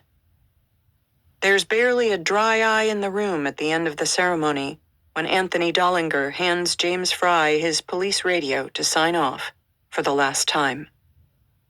When the dispatcher utters the words, 101 is off duty for the final time, the room is silent. Heavy, says Dollinger, the new chief, in conclusion. Definitely a little heavy. Chapter 130. Prosper, Texas, May 20th, 2024. After breakfast, Alina goes to her bedroom to check her phone before taking her house guests, a member of the Facebook page and the woman's 7-year-old son, to the airport. She's away for about 15 minutes. When Alina returns, she's clearly distressed. Her houseguest observes that Alina's face is unrecognizable from all the tears. What's happened in those 15 minutes is an argument over text message with Christine, which has culminated in all the work Alina has done on all 10 of the Facebook pages she created and administered with her oldest friend, being eradicated. It's devastating. Alina is hardly in a fit state to drive, so her house guests take an Uber to the airport. Once she's alone, Alina returns to bed and stays there for the next 3 days. The fight between the two Facebook page founders began when Christine texted Alina to ask if she was promoting a new case discussion page about the recent controversial suicide of a Myrtle Beach woman, Micah Miller, whose husband was the pastor of a local church. Alina replied that she was. Christine responded that she couldn't believe Alina had started something without her. Alina explained that she had joined a crime scene collective as part of a victims advocacy foundation because she believed it would result in paid work, which she desperately needed. Christine, she thought, would understand. Alina had financial pressures, and Christine was so busy with her day job that Alina wanted to forge ahead on this. She was worried that the podcast project might never happen. But Christine did not understand. After a rapid-fire exchange of escalating, angry, expletive-filled texts, Christine deleted Alina from every single page they had started together. Just like that, the childhood friends were done. Over. But so, too, was everything Alina had worked on for years and years. And almost immediately, their dispute became public. Christine posted to the Facebook page her side of the story of Alina's betrayal. The post garnered 28,000 views and almost 500 comments. Not all of them were positive. What does this have to do, some members asked, with the tragic murders of 4 young innocents in Idaho? Olivia Gonsalves was one of those members. She messaged Christine that she felt what she'd written on the page was inappropriate. Olivia felt sorry for Alina. She knew firsthand how hard Alina worked. Olivia could see how consistently and often Alina had intervened on the page to squash some of the more outlandish conspiracy theories and victim blaming. Fearing that the page might be deleted suddenly in the midst of the fracas, Olivia joined another, smaller page, the University of Idaho Murders Case Discussion, as a backup. A couple of days later, Alina became its administrator. It's not the outcome Alina had imagined when she and Christine started their page and it took off so quickly. And it's not what Christine wanted either. The old page no longer accomplishes what it did at the height of the investigation. Despite the building anticipation around the upcoming trial, there's less media interest in the Facebook page than there used to be. Neither Alina nor Christine is invited to go on NewsNation much anymore. Privately, both women regret that the page's focus turned away from the victims and toward their messy personal affairs. But it's too late to mend fences. Chapter 131. Moscow, Idaho, May 30th, 2024. Yet again, Steve thinks this hearing is a complete waste of everyone's time. Today, Ann Taylor kicks things off by interrogating Brett Payne about the surveillance video canvassing for the white Hyundai Elantra. She asks him to take her back in time to December 23rd, 2022, when he received Koberger's phone records for the 48 hours around the murders, and then issued a warrant for the 6 months prior to it. Payne patiently explains that he deferred to the FBI expert, Special Agent Nick Balance, to analyze the phone records, and that the PCA, probable cause affidavit, no surprise, was put together based on input from the experts at command. It's clear from the matter-of-fact way Payne answers Taylor's questions that he's describing the workings of a well-oiled investigation. All the different teams and experts do what they do individually, then click together. But Taylor is looking to exploit any gaps in the machinery. She homes in on the fact that investigators didn't create a central inventory for the thousands of hours of video surveillance. Rather, it's stored on different thumb drives. And because he was focused only on the video that was relevant for the PCA, the video with the Elantra in it, Payne doesn't know where all of it is. Taylor wants the video they have of I-95, the main route back to Pullman, because the Elantra doesn't appear in it. In Payne's probable cause affidavit, he was careful not to specify which route Kohberger took from Moscow back to Pullman. Steve can see that the defense attorney is looking for any sort of hole. It's an absurdly low bar, he thinks. Worse, though, the technique plants seeds of doubt. Taylor is poisoning the audience by saying that there's no connection, that there's no video, Steve said. So when she starts doing that shit, I start getting impatient with Thompson and saying, she's kicking your ass in there and you need to stand up for us. Thompson is trying to push back. He's told the judge, the characterization that we are just consciously withholding information to the defense is utter nonsense. Indeed, at this point, Taylor concedes, the state has given the defense a 50-terabyte hard drive, more than 13,000 photographs, more than 15,000 video clips from businesses, and more than 8,000 video clips from residences. But Steve doesn't think Thompson is doing enough to manage public perception. He's upset with how Thompson questioned one of the defense's expert witnesses on April 10th. You acknowledged falsely that Mr. Kohberger allegedly stalked one of the victims. That's false. You know that to be false, Thompson said. The defense expert confirmed that the information was false. Steve is totally confused. Maybe Thompson is being strategic, or maybe stalking has some legal definition that Steve isn't aware of. But as far as he knows, and Steve knows a lot at this point, Kohberger for sure looked in at the King Road house several times before the night of November 13th. Steve has even gotten hold of a video of a car idling outside it for 15 minutes. He isn't positive, but it looks similar to Kohberger's. He's fairly certain from his own research that Kohberger showed up at the UI cafeteria, and that he was looking up restaurants with vegan options in the area.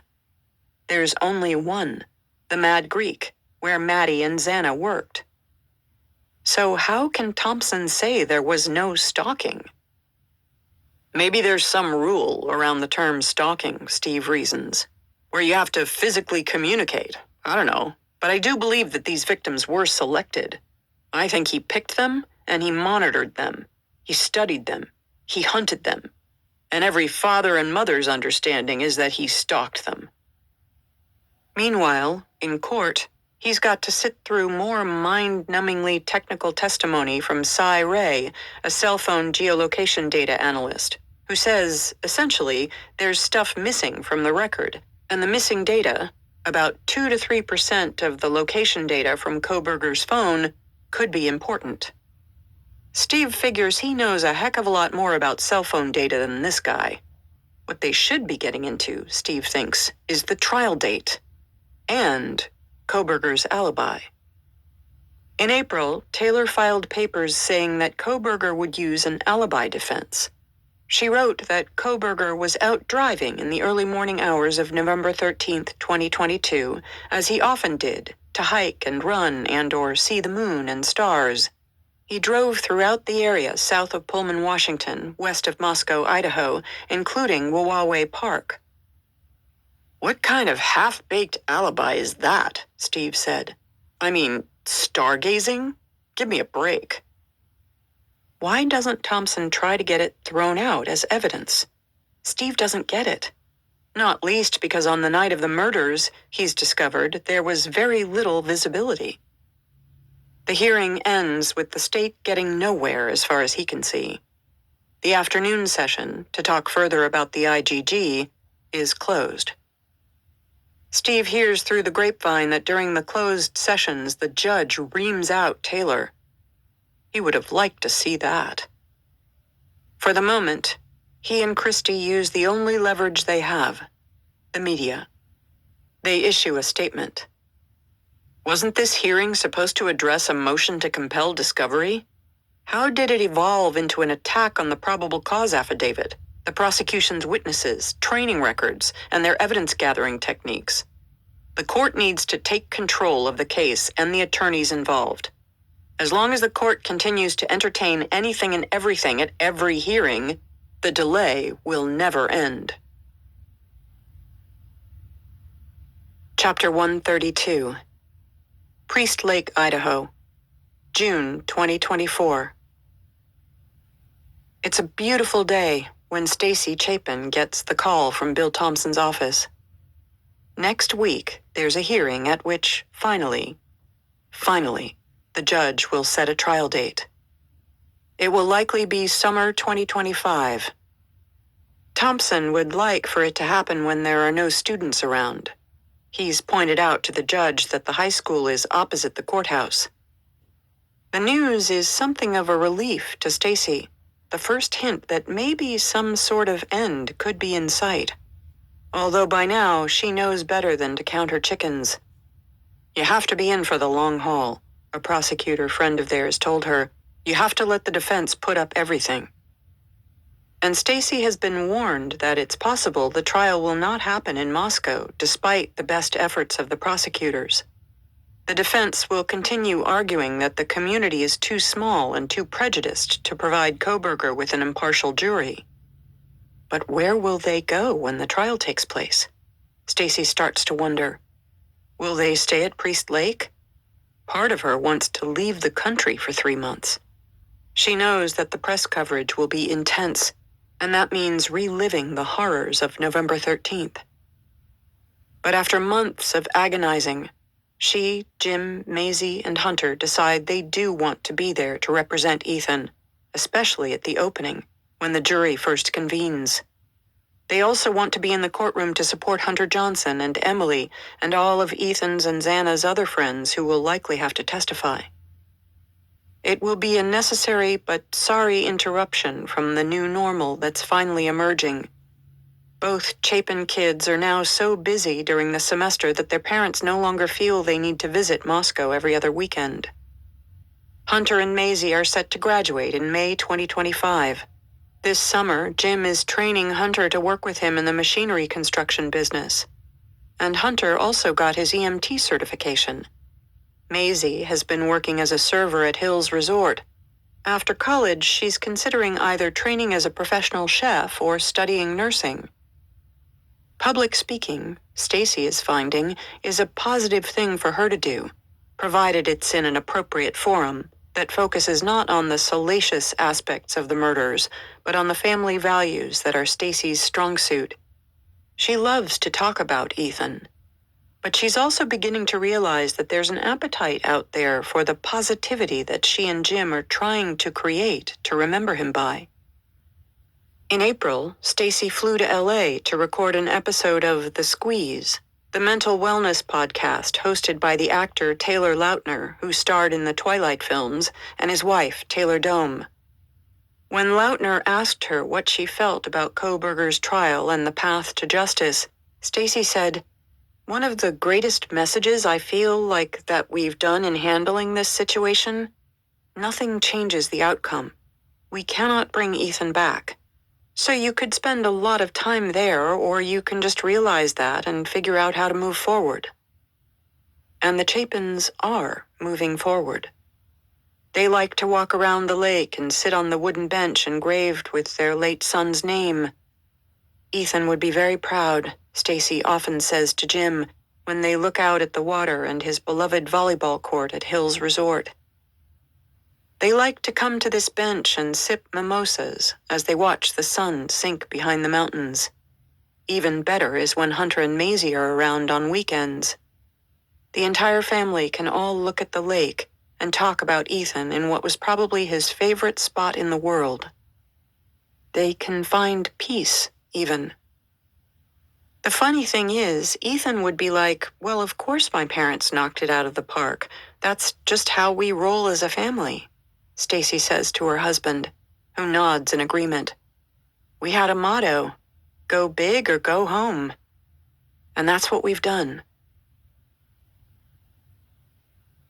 Chapter 133, Post Falls, Idaho, June 15th, 2024. The black tie crowd at the inaugural Make It Pink Gala is so large, it's hard to see everyone who's turned out to support the new Made with Kindness nonprofit that's been set up in honor of Maddie and Kaylee by Maddie's sorority friend, Ashlyn Couch. There's a hiccup at the check-in desk. For the people in formal dress who are in a line that goes past the bathrooms and around the corner all the way to the elevators, it's a good 30-minute wait. No one minds. They are here for a good cause. They can even buy the merchandise laid out on a table while they wait. Tonight, even though people are there to support the Gonsalveses and Laramies, the Gonsalves family, seated around two tables in the middle of the room, mostly keep to themselves. They lent Kaylee's name to the nonprofit, but because they know only a handful of people here, one might miss them in the crush. When the MC mentions Kaylee and Maddie, Christy puts her head in her hands and weeps. Steve puts his arm around her. It's a bittersweet moment. Christy and the girls have been looking forward to this. It's an excuse, Steve says, for them to get their hair and nails done and for him to put on black tie. And it's wonderful that there is now a scholarship in Kaylee's and Maddie's names. During the event, it's announced that Xana's name will complete the trifecta. But they still haven't gotten justice for their daughter. That night, Steve says he's heard the good news from Thompson that there's likely to be a court date set, finally. But his patience with Ann Taylor is as thin as ever. He particularly objects to one line she repeatedly uses in court. Judge, if we ever get to trial.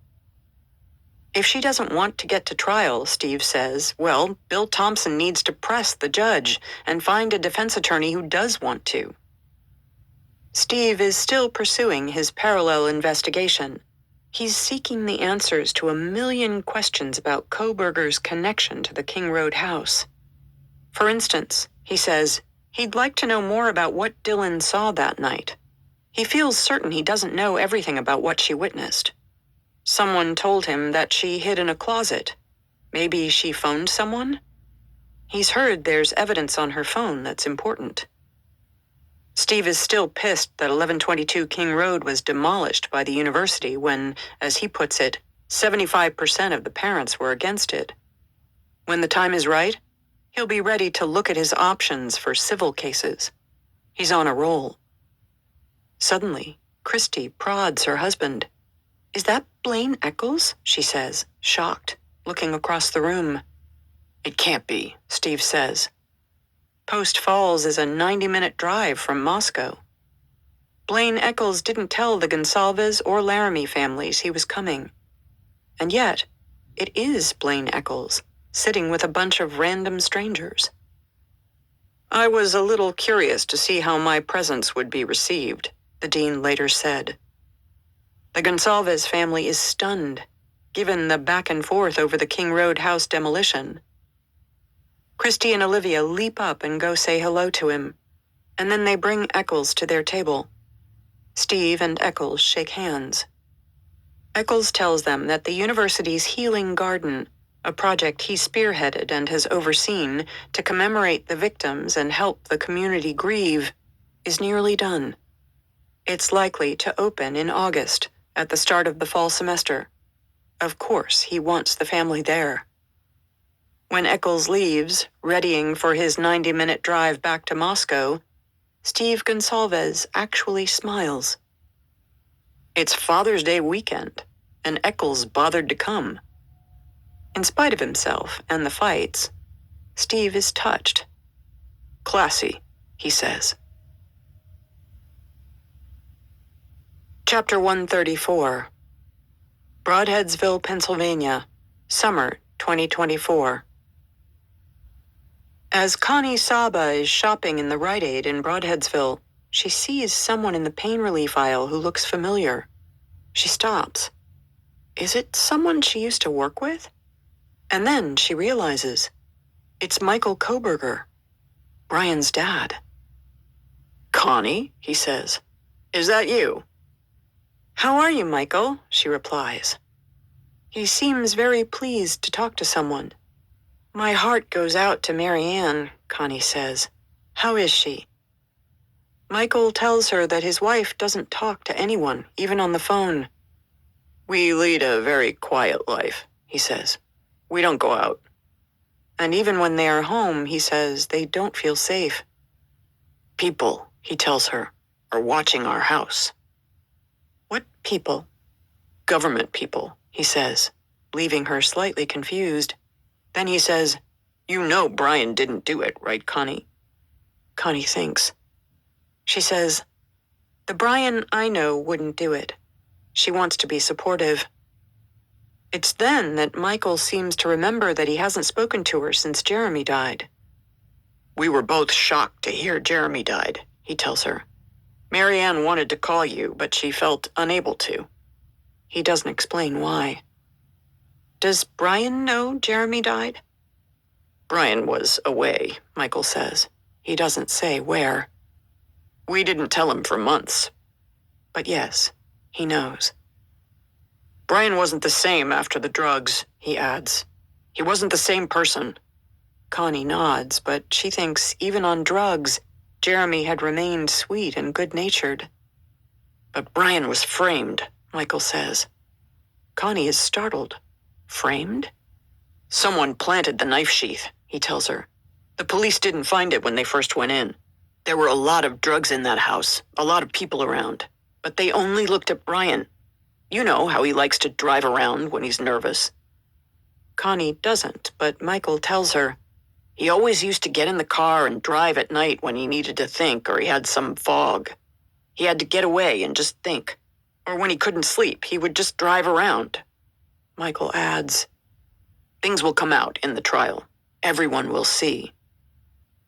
The two go down memory lane, reminiscing about Jeremy's and Brian's childhoods, the two boys running back and forth between their respective houses. Connie asks after Michael's daughters, Amanda and Melissa. She's read news reports that Melissa was fired from her job, but she doesn't ask specifically about that. Michael says they are good. They chat in the aisle for at least an hour. Michael seems almost sorry to leave. She can tell he doesn't get to blow off steam much. That night, she phones her daughter, Bridget, to go over the whole extraordinary conversation. Connie feels for Michael Koberger. He clearly believes his son is innocent. She isn't sure if he's in denial or not. But she can empathize with how a parent must feel in a situation like this, given everything the Kobergers tried to do for Brian. "If it was my child," she later said, "I'd probably be the same way." Chapter 135. Moscow, Idaho, August 21st, 2024. It's blisteringly hot, but the Sig Kai brothers wear their suits nonetheless. They want to honor Ethan. Stacy Chapin hugs each of them as they file into the new Vandal Healing Garden and Memorial for the dedication ceremony. She'd asked Blaine Eccles earlier if the guys could sit close to the Chapins. It's the first time since the tragedy of November 13th that representatives of all four victims' families are together in Moscow. The Gonsalveses sit at the front to the left facing the podium. Ben Mogan is behind them. The Chapins and the Kernodles, represented by Jasmine Kernodle and a couple of Xana's aunts, sit to the right. James Fry stands at the back, almost unrecognizable in his jeans. Mayor Betke is there. So are most of the Moscow PD. They are standing guard. There are still some true crime maniacs around who are unhealthily obsessed with the King Road murders. Occasionally they surface on campus. And though few people talk about it, everyone is aware that sitting in a basement cell less than a mile away is the suspected murderer. For Steve and Christy, he's front of mind. The hearing to decide the change of venue is only 3 days away. Christy posted on their Facebook page, "All I can think about is the change of venue hearing this Thursday. I'm just sick about it. I wish I could snap my fingers and it would be over. The anticipation eats me alive. Please pray for us." Today, though, the Gonsalves family is not on defense. In fact, they are fully supportive of Dean Eccles and the university. Christy even wears a t-shirt emblazoned with Vandal Strong. Steve Gonsalves chats amicably with Chief Fry. He shakes Jim Chapin's hand. Dean Eccles hands him a folder of Kaylee's work. Steve and Christy do several interviews with local media. They say that yes, it's hard to be here, but they are glad to honor their daughter. They think the healing garden is a wonderful idea. Dean Eccles came up with the concept of the garden after the vigil. He knew that the university needed to memorialize the Idaho 4, and while they were at it, he thought, why not create a space to remember all the UI students who passed away too soon while attending college? There have been 4 student deaths since November 2022. So the dean invited everyone to discuss where the space might go and what it could look like. More than 100 students, among them Hunter Chapin, and faculty members came. Eccles created a garden committee that included not just landscape architects, but representatives of the victims' fraternities and sororities, 1 from A-Phi, 1 from Sig Chi, and 2 from Pi Phi. Dr. Shauna Corey, the dean of UI's College of Art and Architecture, developed a class focused on the creation of a template. They identified plants that work with our temperature, our climate, time of year. They measure how dark it gets on what days of the year. They have done so much work, Dean Eccles said with pride. Earlier, in the spring of 2023, the 4 families were invited to sit in on the class and give their input. Stacy felt that it was one of the most cathartic experiences she and Jim had had since Ethan's death. The kids didn't ask them specific questions about garden design. They asked general, thoughtful questions like, what does it mean to be a vandal, and what are the words that describe Ethan? Ever the mother hen, Stacy felt a bond forming with these young kids, and she's thrilled to recognize many of them wearing matching black shirts on this big day. Emily Allant can't get to the ceremony today. The drive from Boise is too long, and Hunter Johnson is at work. But she was asked to pick a flower for Xana. She'd suggested a Peruvian lily because the lily is Xana's birth flower, and the Peruvian lily, Emily thinks, has the same sort of sparkle and spirituality as her late friend. The Gonsalves family will post on Facebook that they found it a deeply emotional, special day. They have buried the hatchet with the university, for now. It's hard to say which part of it is the most moving. Maybe it is the moment of silence for Ethan, Xana, Maddie, and Kaylee. Or maybe it is when Drew Giacomazzi, Ethan's friend and fraternity brother, speaks about each of the 4 victims, concisely describing their distinct personalities in a way no one will easily forget.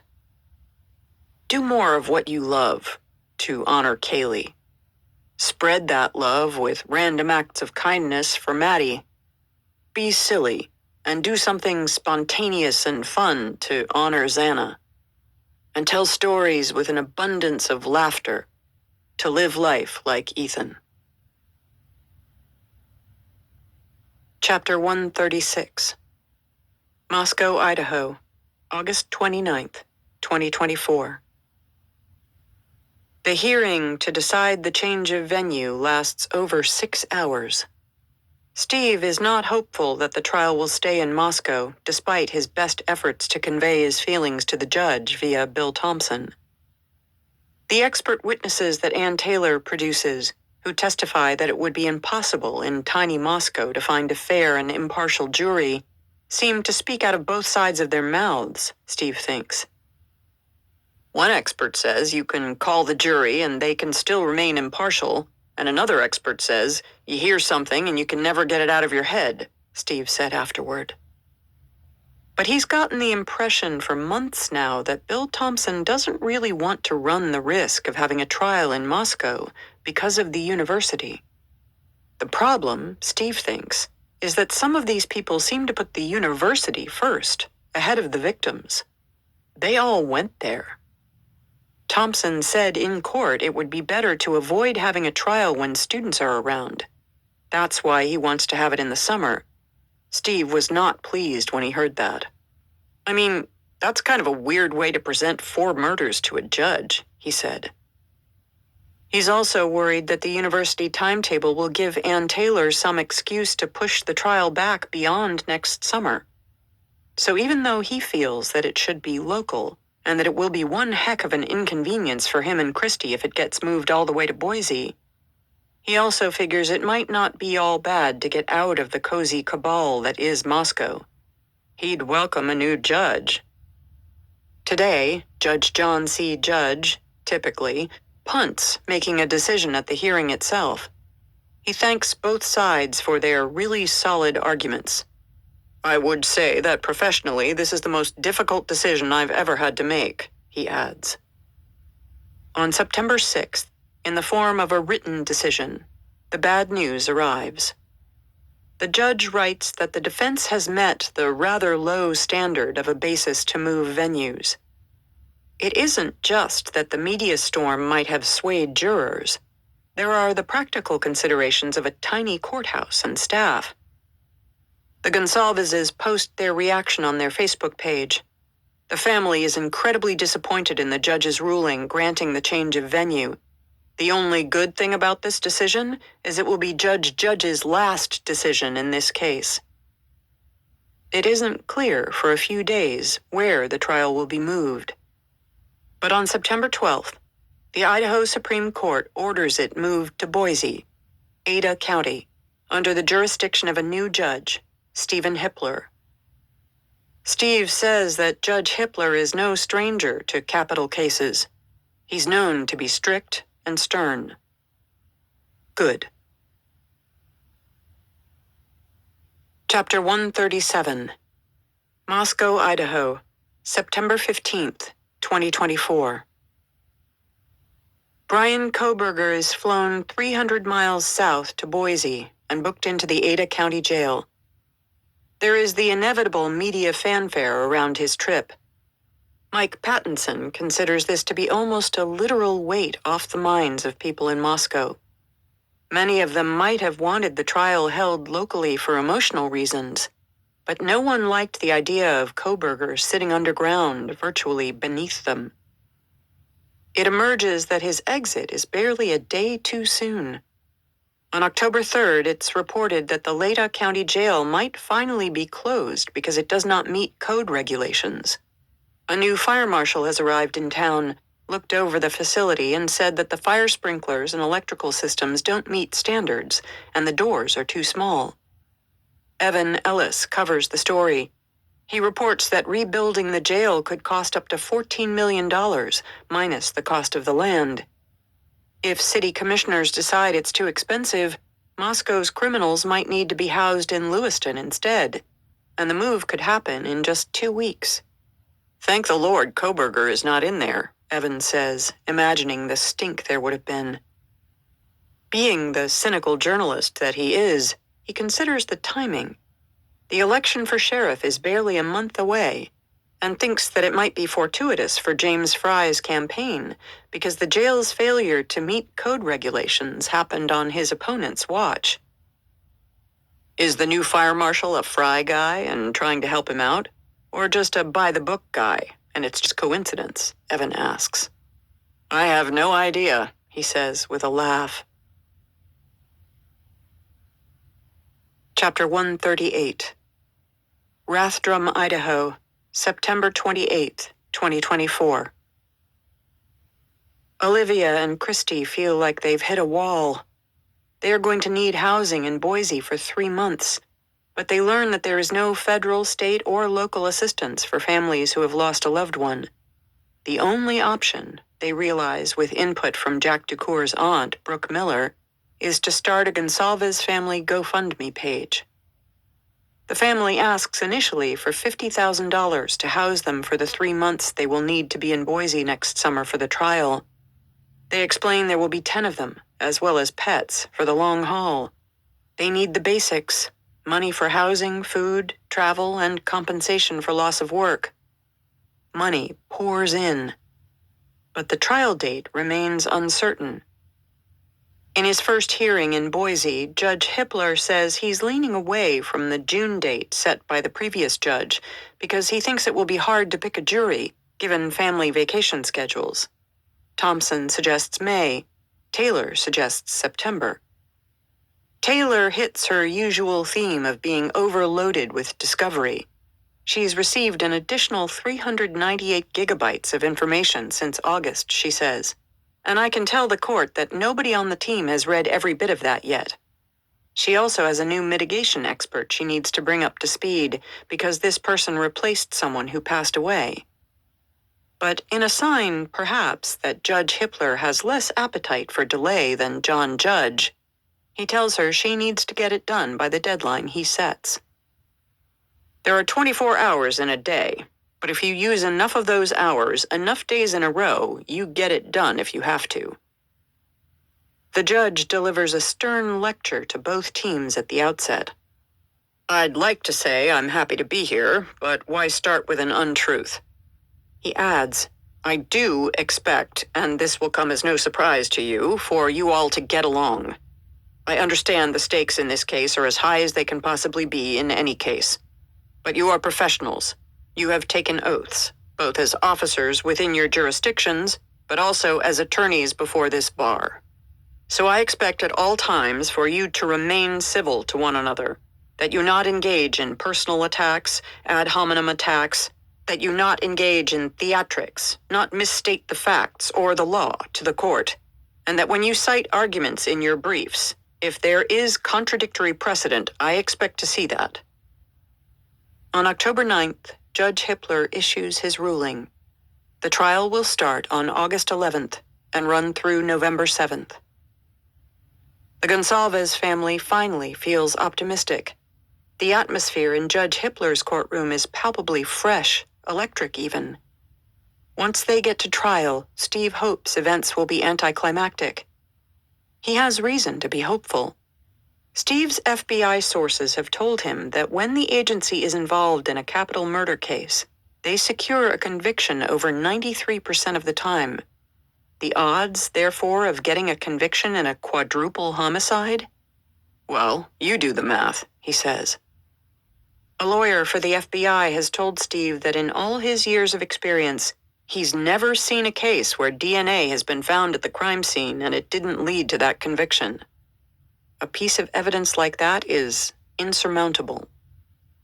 Kathy Mabbitt, the coroner, and other investigators agree.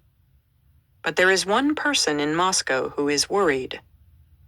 Mike Pattinson, the Moscow lawyer and Ann Taylor's old classmate, isn't so confident. Ann's a sharp litigator, he says. He wouldn't want to bet against her. Mike hopes he's wrong, but if it's just a knife sheath that happens to have Kohberger's DNA on it, what does that mean? He asks. Is the DNA by itself enough proof? Taylor will argue that it isn't. She will also likely challenge the process upon which investigators came about this DNA, Mike believes.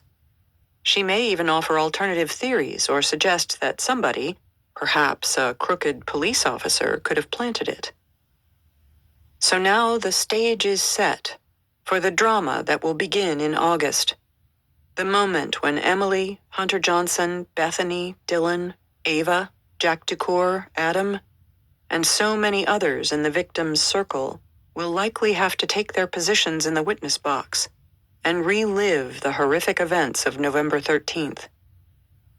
As to whether Brian Kohberger will be found guilty or be acquitted, that's a story for another time. Epilogue. The orange no trespassing sign is the only indication that something terrible happened here. The patch of land where 1122 King Road once stood is now strangely peaceful. Green shoots spring out of the earth. Birds sing. Students come and go from the houses and dorms all around. But no one stops to gawk anymore. There's nothing to see, just a small field that's overrun with weeds. Most of the students now on campus are of a different, younger generation. They have no memory of Ethan, Xana, Maddie, or Kaylee. They have no memory of the parties, the laughter, and the life that once blazed here. They have no memory of the deck where the inhabitants drank coffee and posed for Instagram photos. But a stone's throw away, the 4 plaques in the healing garden ensure that no member of the Vandal family, past, present, or future, will forget the names of the 4 innocents who lived on this piece of green, happily and hopefully. Their names are Ethan, Xana, Maddie, and Kaylee.